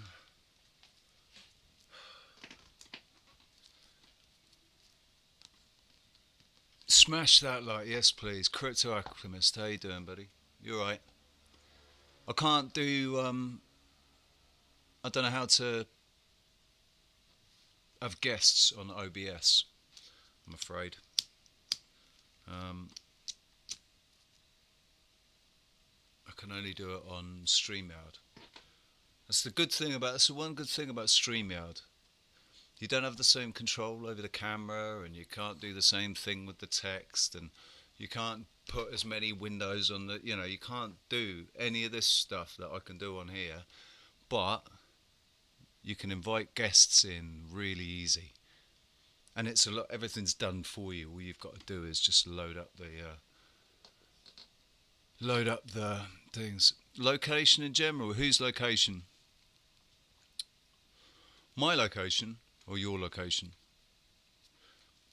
My location is I live in Tenerife, hence my my line of work. because I live in Tenerife with all the tourists, and that's my job normally, entertaining tourists.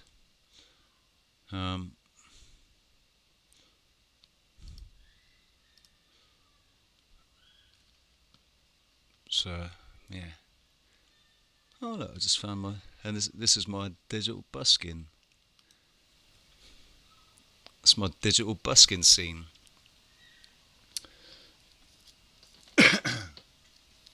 Shall I do a song? Shall I sing you a song?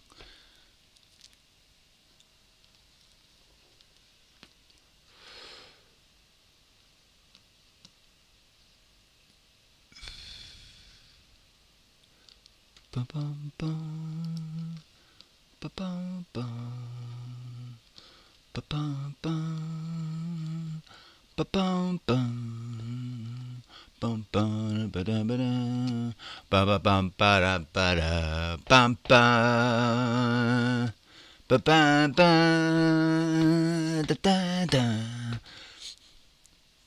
What is that? Rocky? Is that right? Is it Rocky?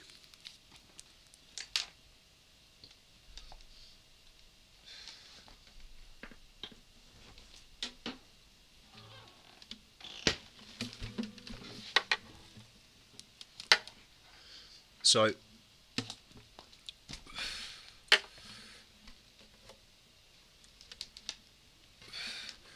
very desperately need new strings.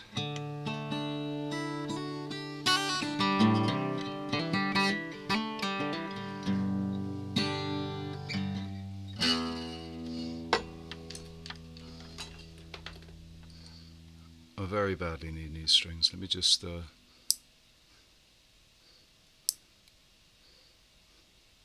sorry about this, got to cut my nails.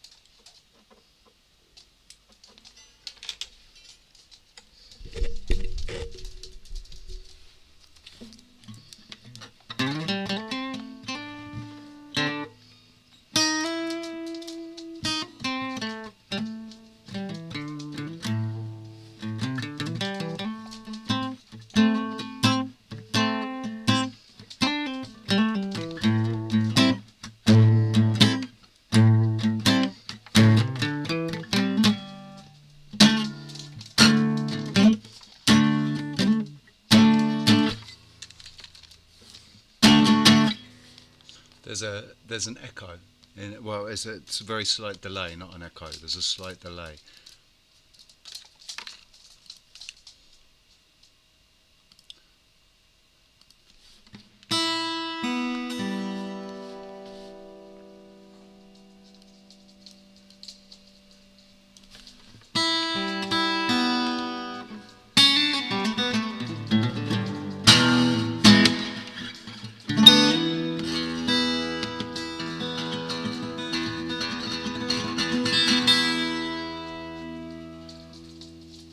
Cheers!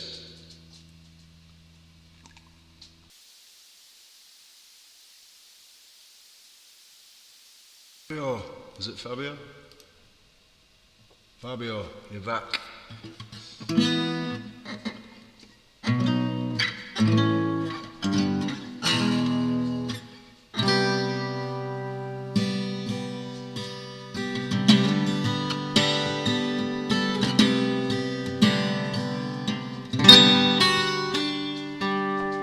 Old man, turned 98. He won the lottery.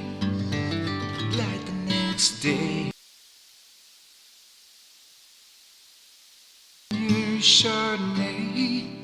It's a death row pardon. No, 2 minutes too late.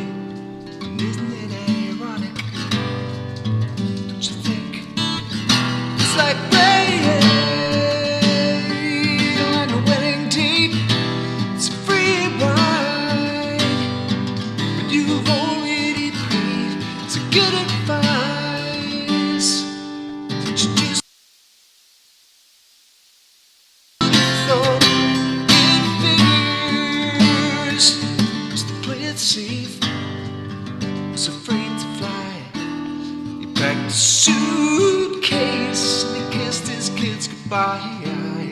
It is whole damn life to take that flight. His plane crashed down, he thought.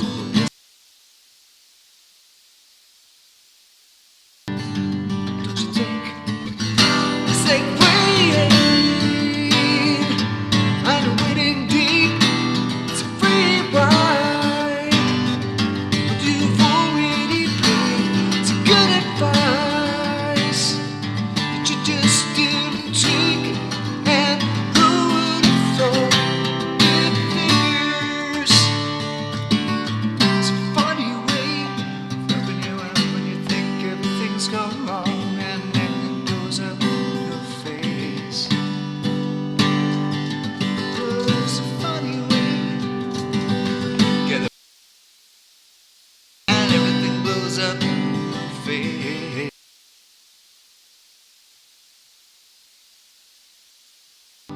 When you're already late, with no smoking sign on your cigarette break. It's like 10,000 spoons when all you need is a knife. It's meeting the man of your dreams and being his beautiful wife and finding out that he identifies as a dolphin. And isn't it ironic? Don't you think? A little too ironic. And yeah, I really do think it's like rain.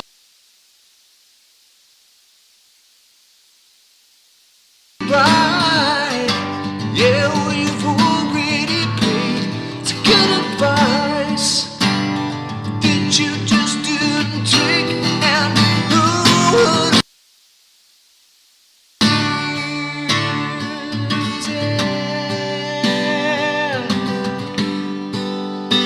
oh yeah, well, it's a funny way of sneaking up on you. It's a funny, funny way of helping you out, helping you out.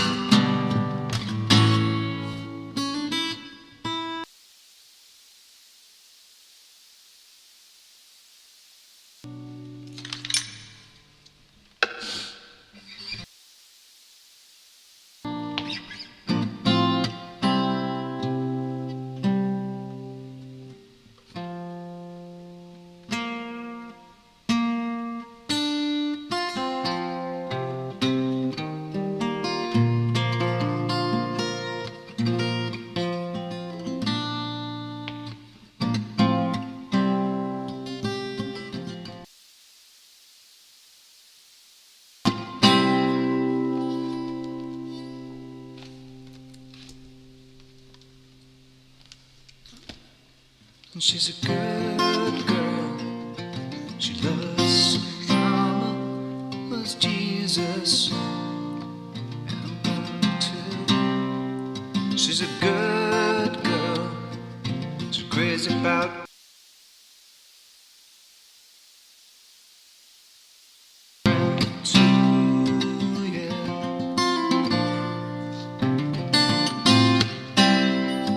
it's a long day, living and receiving. There's a freeway running through the yard, and I'm a bad boy.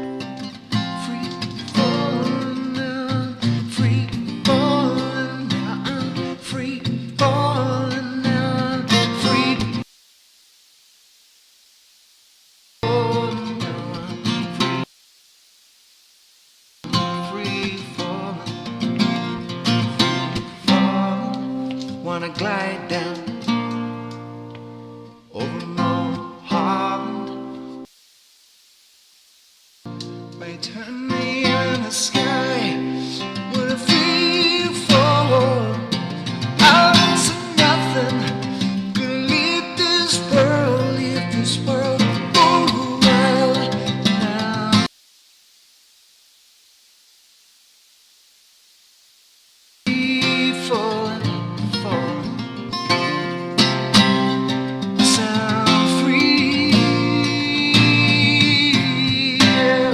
Free falling, falling.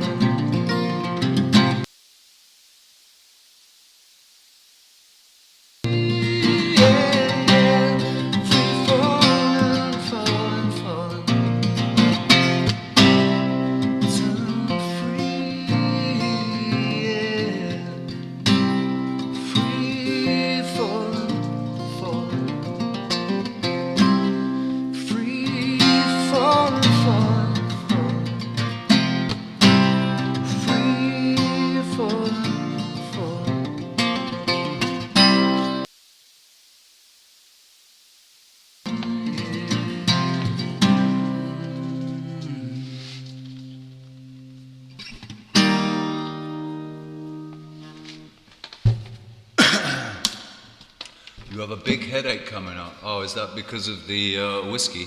Do you know, I never have that problem. Hangovers, don't have that problem anymore. I get migraines, but that's connected to EMF. I don't, you know, self-inflicted stuff.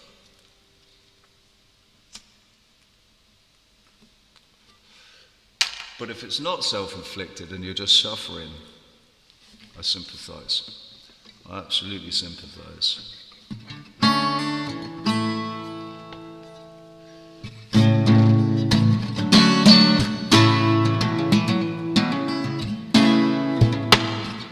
You had a fast car, I'm on a plan to get us here.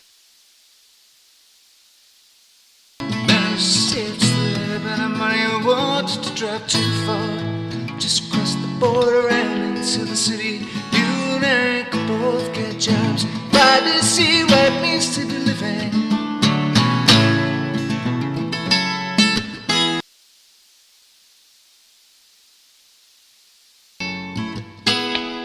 Said you had a fast car. I can't remember anymore the words, so I just make them up.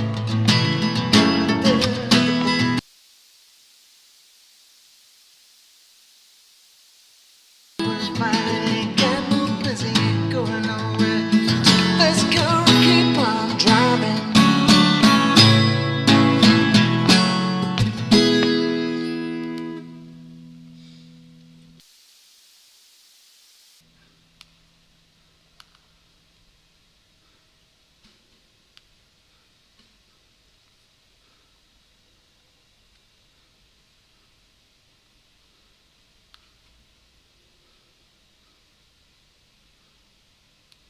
Not bloody Far Cry.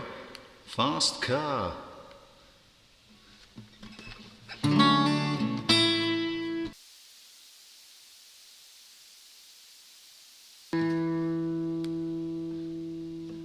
La utilización de aire en la botella hemos transformado la polución de las ciudades en un objeto artístico inspirado.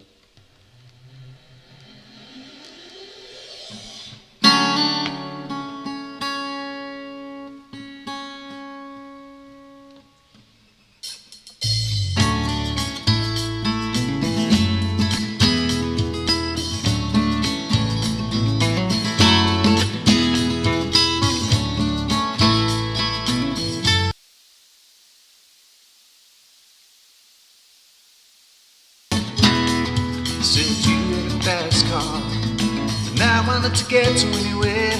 Maybe we can make a deal. Maybe a ticket we can get somewhere. Any place is better. Start from zero. Make something. Beat myself, I got to prove.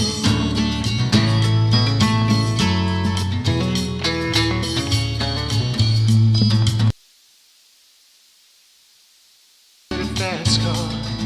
And I got a plan to get us out of here, man. Looking at the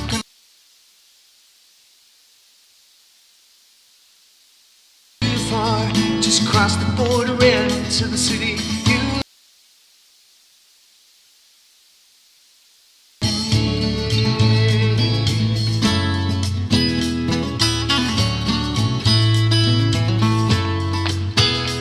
You see, my old man, he's got a problem.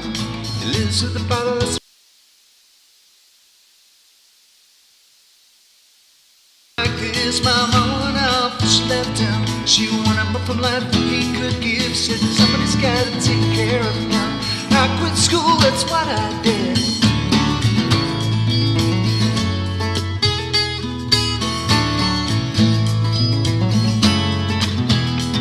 Said you in a fast car. Is it fast enough so we can fly away? You gotta make a decision, yeah. Could leave tonight or live or die this way.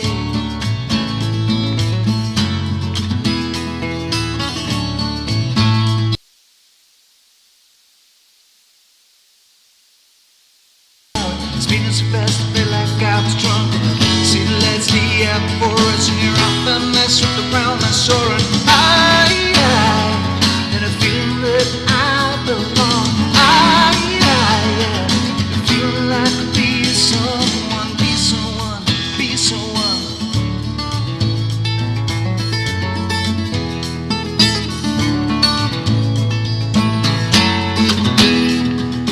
You in a fast car.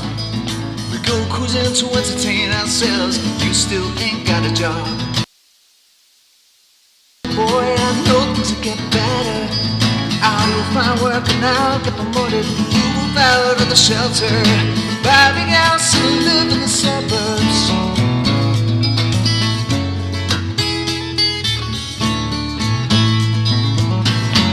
So remember we were driving your car. Speeding so fast, I felt like I was drunk. See the lights lay out before us, and you're up and messing around my shore. And I had a feeling that I belong. I had a feeling I could be someone, be someone.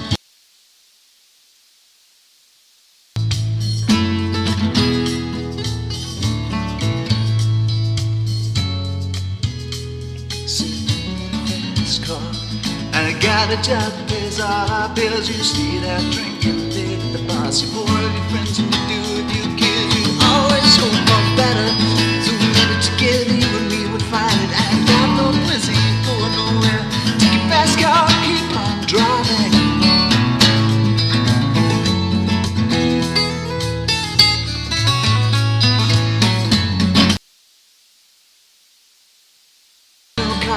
Speeding so fast, I felt like I was drunk. And I see the light.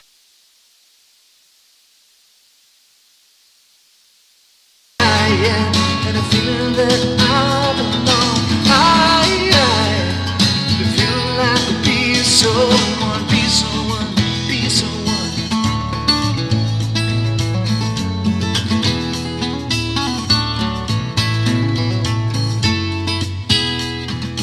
You in a fast car.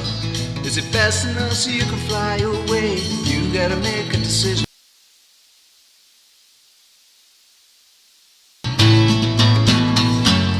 But die this way.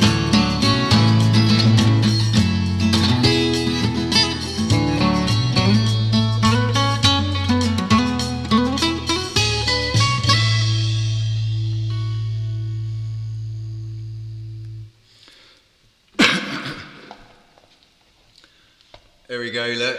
Drop a couple of coins in this Tippy Street tip jar and request this song if you so like.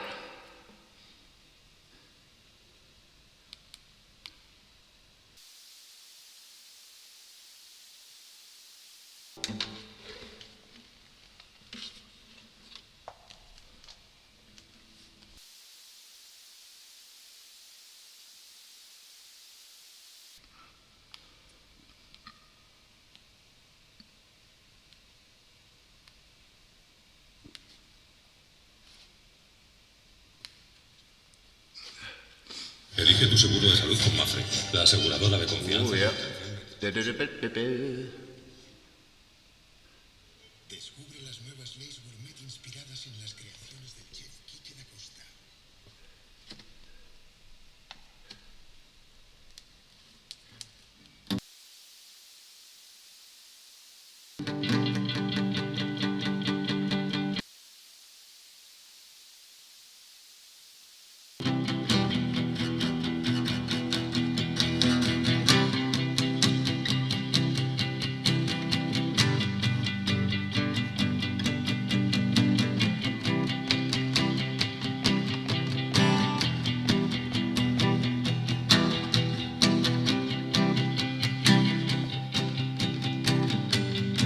all of this, and I won't waste a minute without you. My bones ache, my skin feels cold, and I'm getting so tired and so old.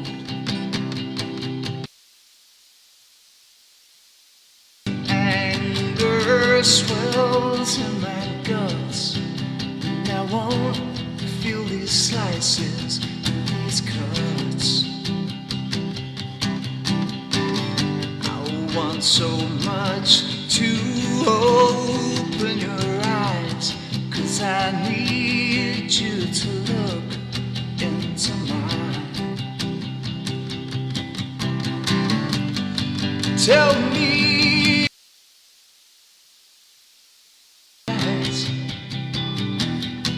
tell me that you'll open your eyes.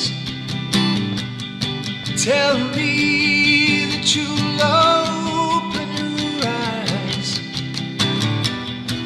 Tell me that you'll open your eyes. Get up, get out, get away. Don't get your soul or your fire. Take my hand. We'll walk from this dark room for the last time. Every minute from this minute now, we can do anyway. I want so much to open your eyes. I need you to look into mine. Tell me that you'll open your eyes. Tell me that you'll open your eyes. Tell me that you'll open your eyes.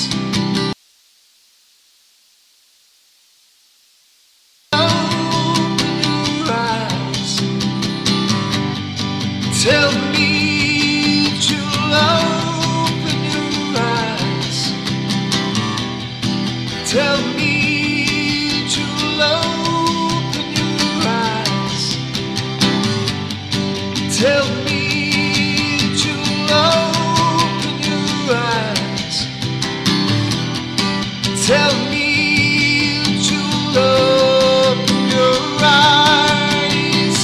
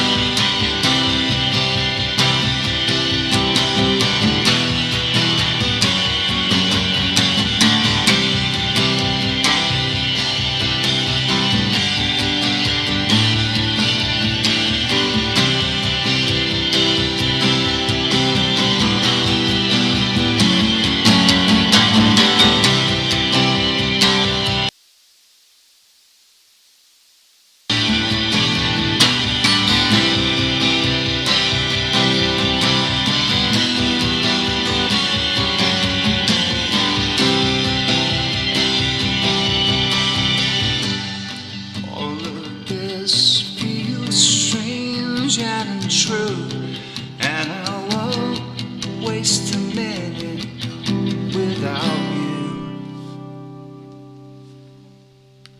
Go on, the Snow Patrol. Go on, go on, go on, the Snow Patrol.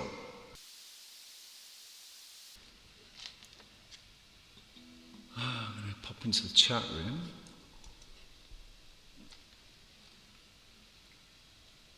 How you doing there, Nath? You alright, mate?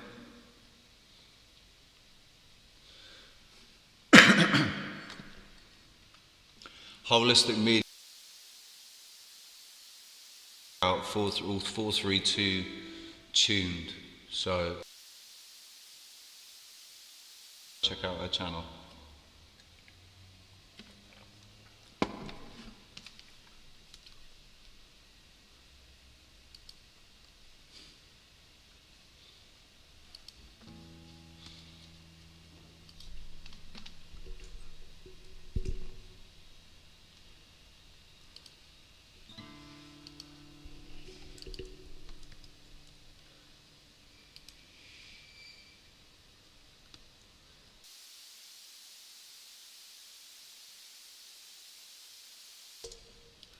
That should be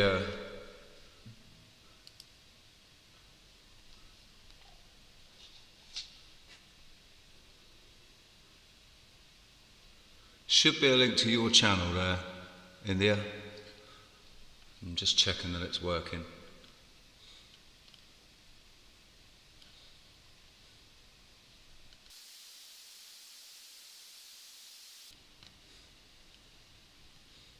Yes, it is. Cool. There's a link to India's channel. Please go and check her out and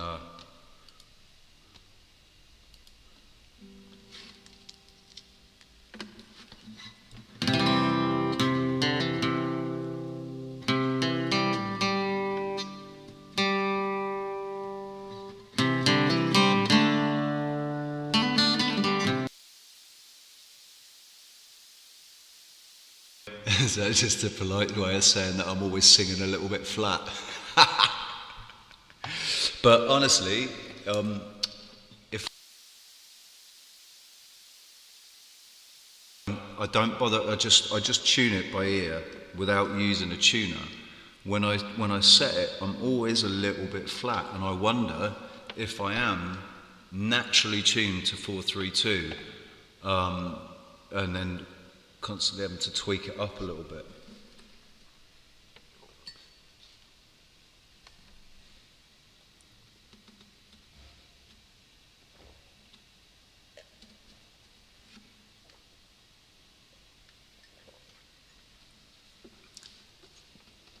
Sergeant Bum Bum, remember what I said about perception? Known that if they can control our perception of things, then they can control us. Before film, and really before government, what existed was monarchy, which was church shaped our perception of everything. The Roman Catholic Church shaped perceptions of everything. It was the Roman Catholic Church that introduced heliocentric model. Copernicus did not want to publish his findings. He didn't want to publish that theory. They published it when he was on his deathbed. And basically the Roman Catholic Church have done everything they can to control the narrative and control our perception of what's going on, and to keep us unaware of other things. And one of their best ways to scare us away from things, like the truth, would be to paint it as something that it's not, something that would be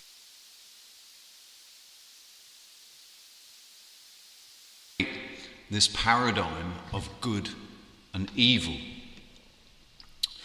No thing is evil, only thinking makes that snaps. Parents were picnicking too close to the river and not thinking about the saltwater crocodiles that lived therein, and just took their eye off their little baby 3-year-old daughter, who was just playing not close enough for them to be concerned, but close enough to the riverbed for the crocodile. Is the crocodile evil? No. But everybody puts that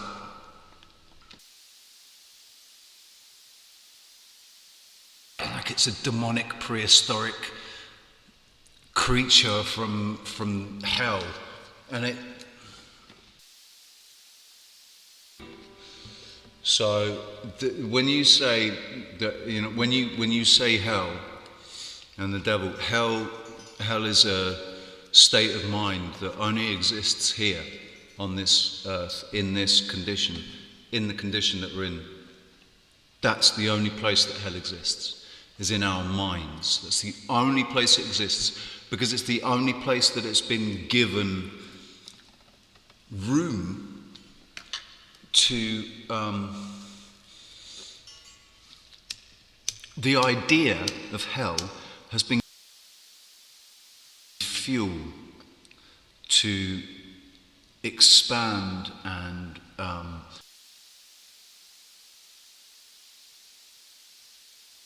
write their books and stories.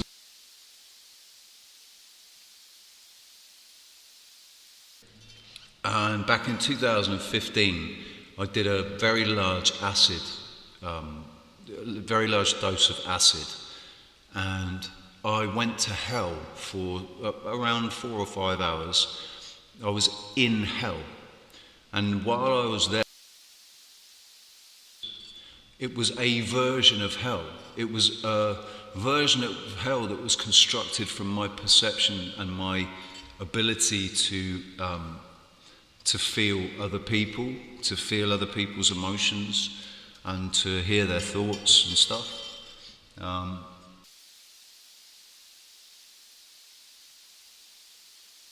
We are already telepaths. We already have telepathic abilities. People don't realize it, but sometimes you can have a thought that comes from nowhere. You're like, wow, where did that thought come from? And you've actually picked up on somebody else's thought, or you've picked up on a thought that's floating through the ether. Deceivers, aren't they? They're not actually. Yes, man, Yeshua, my brother, condemned organisation of religion. And I say that very deliberately, very consciously. My brother, Yeshua, who came before all of us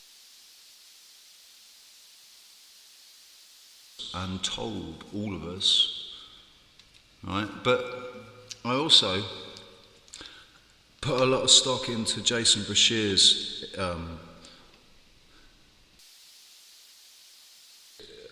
his idea that nation of sorts, and it's been hijacked. There's too much mathematical precision, which means it's being created. And so personally, what I think's going on, I agree with Dave Murphy to an extent. Dave Murphy says that there is only the Old Testament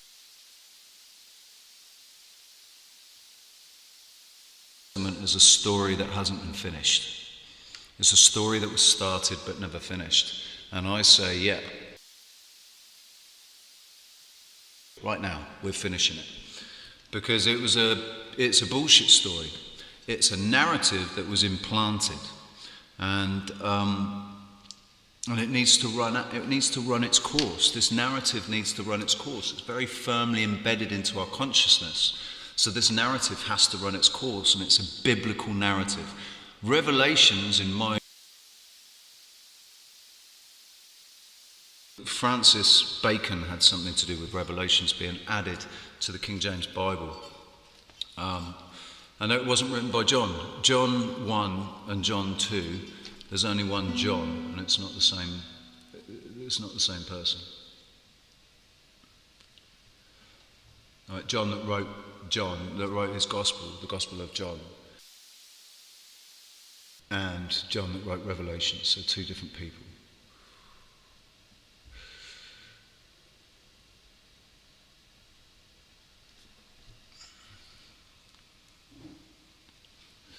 And yes, paradise, state of mind. Absolutely, state of mind. And paradise won't exist without the paradox, without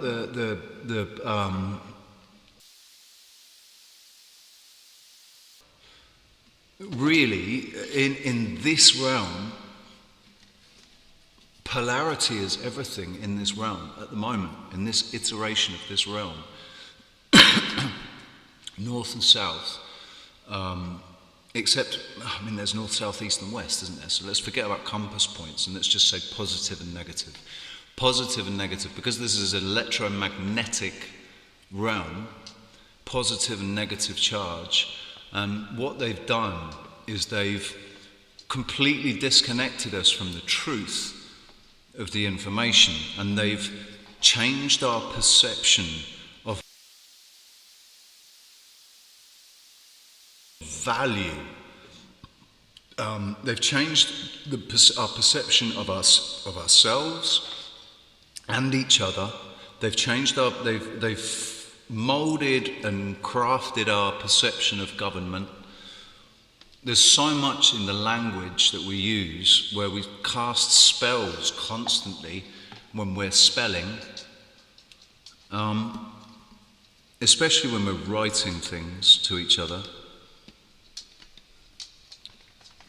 It's crazy, man. They've got a lot of control over us. How's it going, Ross? How you doing?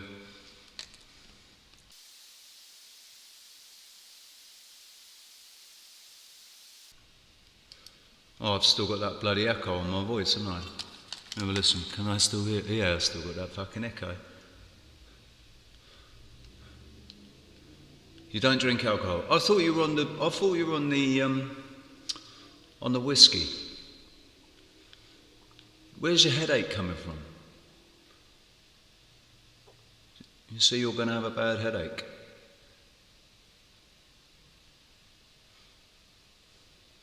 The sound is dropping out.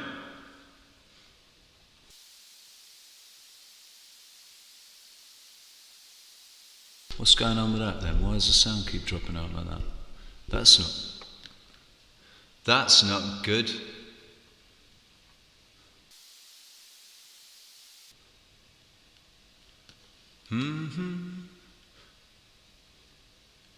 This is the last of Nephilim offspring battle, right? And according to Dave Murphy, I am part Nephilim. Quite a heavy part as well, because my blue eyes, my very blue eyes, and I was born with very blonde hair, and I'm quite tall, 6'3", and so I'm part Nephilim, man. And if that's the case, then I'm like, yep, okay, all right, I'll take that. I'll be part Nephilim. It's only your fucking paradigm that says.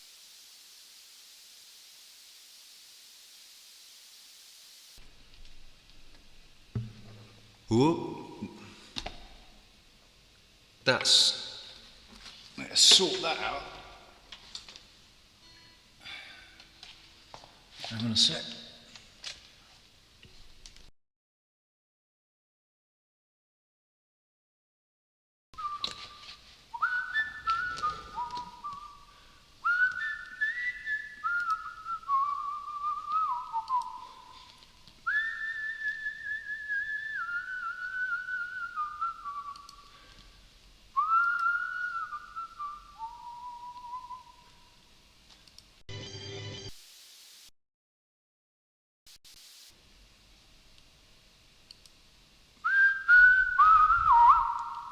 Right.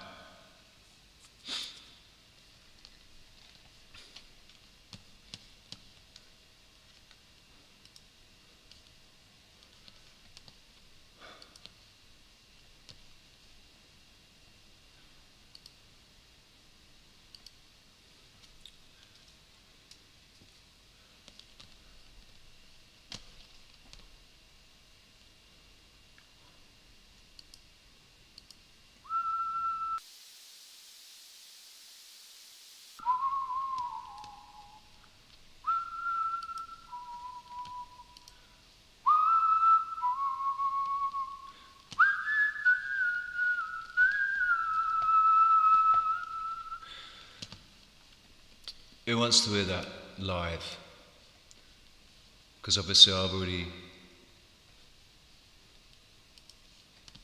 played the that was me playing it back in 2020. The one that I played, the video that I played. Shall I do it live? Would you like me to do it live?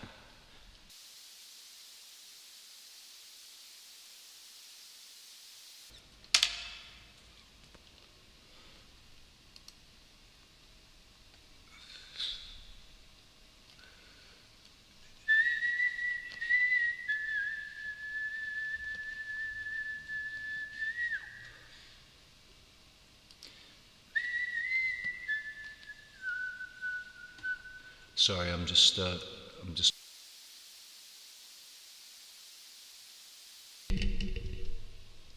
looking something up.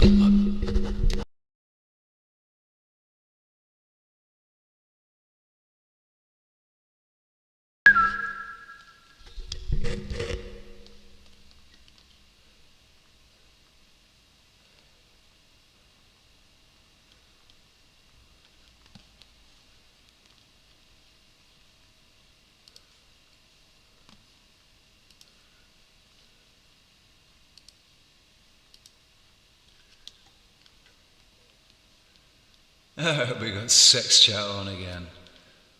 God. Thank you very much, Fabio.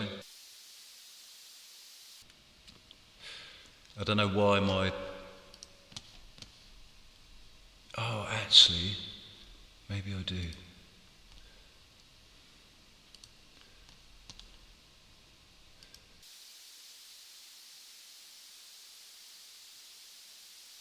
Might be the noise gate.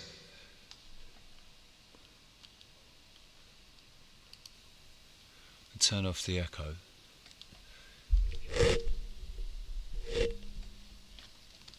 But yeah, it might be the noise gate.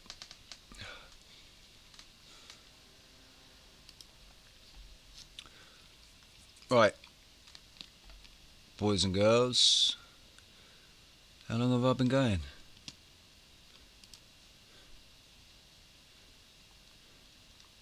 Three hours, crikey.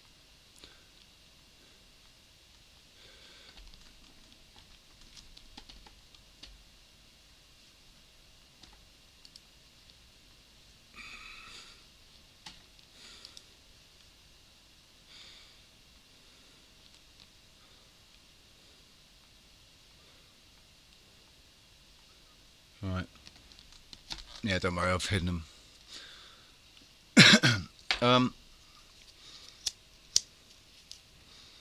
One song before I go.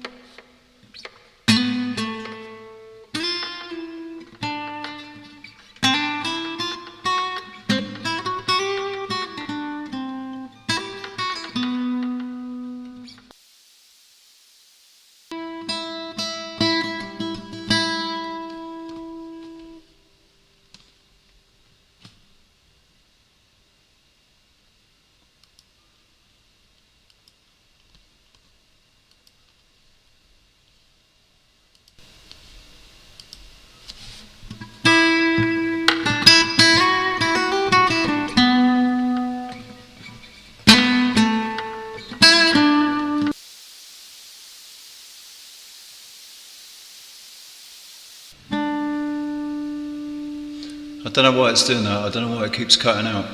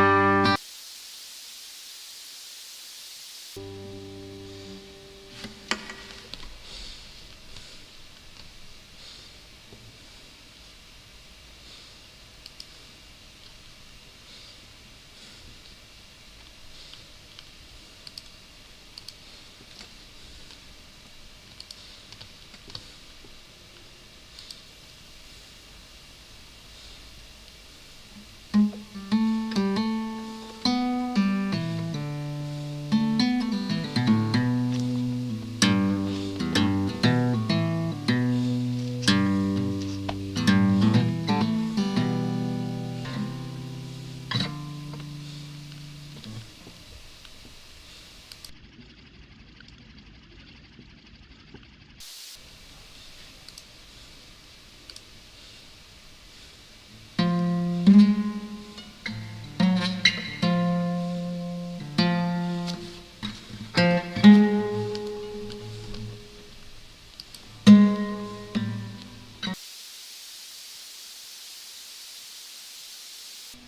can hear it cutting out.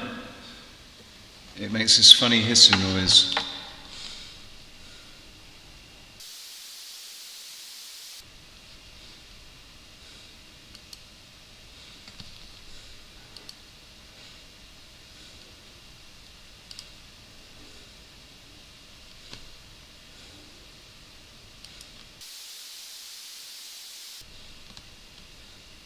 I just want to know how long it's been doing it.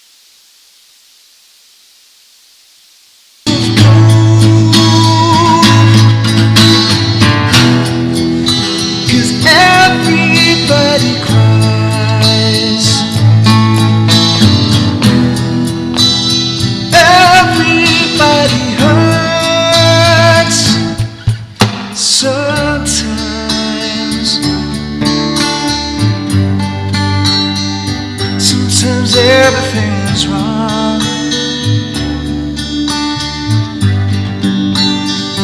Now it's time to sing along.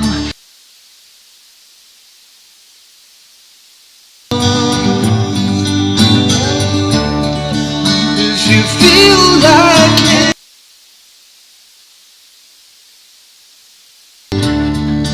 if you think you've had too much of this life, well, hang on.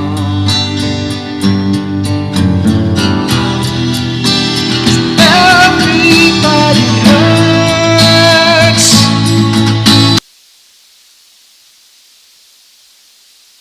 Your friends. Everybody hurts.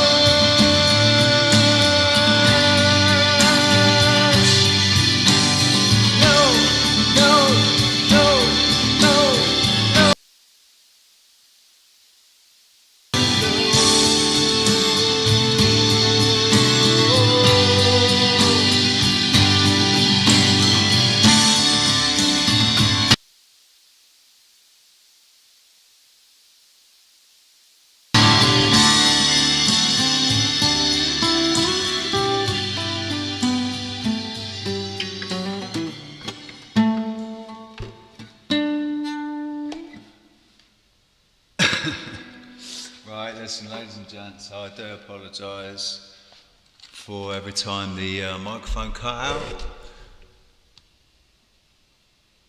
I think I saw it doing that. There we go, it's cutting out again.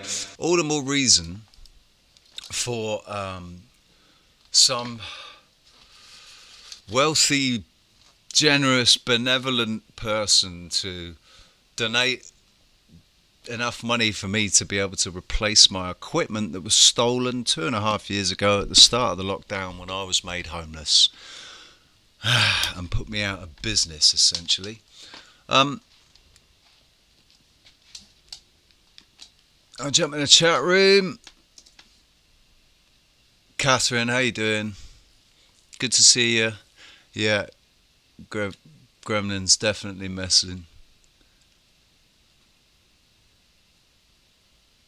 You can't beat the real live gigs. No, you can't. And I fucking miss it. It's been August last year, the last time I performed live in a live gig situation where I smashed it.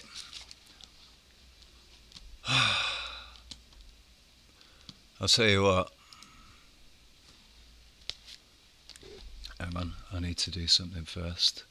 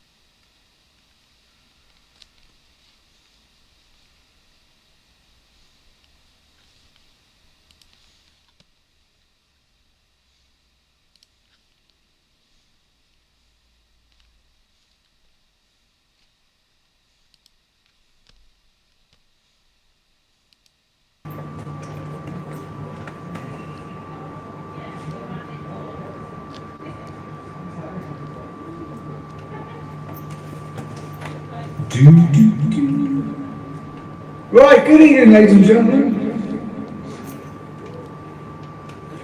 Welcome to the Colonial. My name's Richie.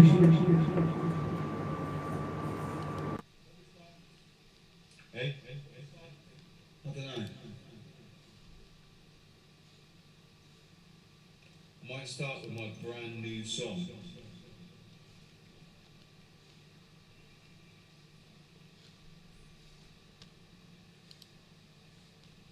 Nah.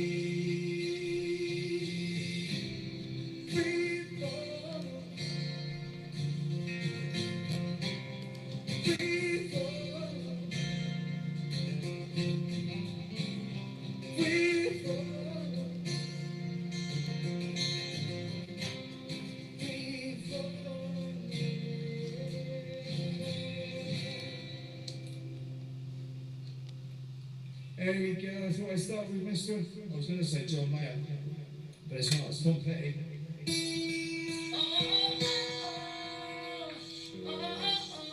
Shut up.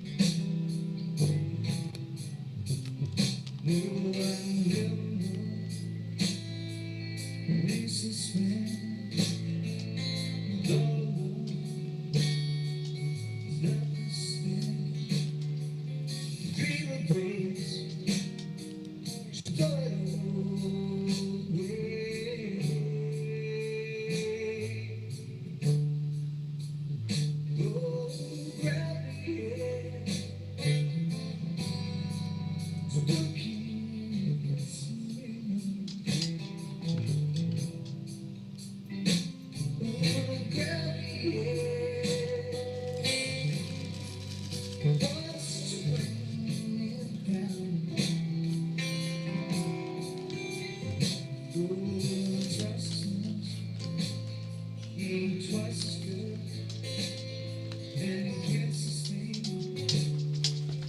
Only could, it's wanting more. It's gonna send you my knees.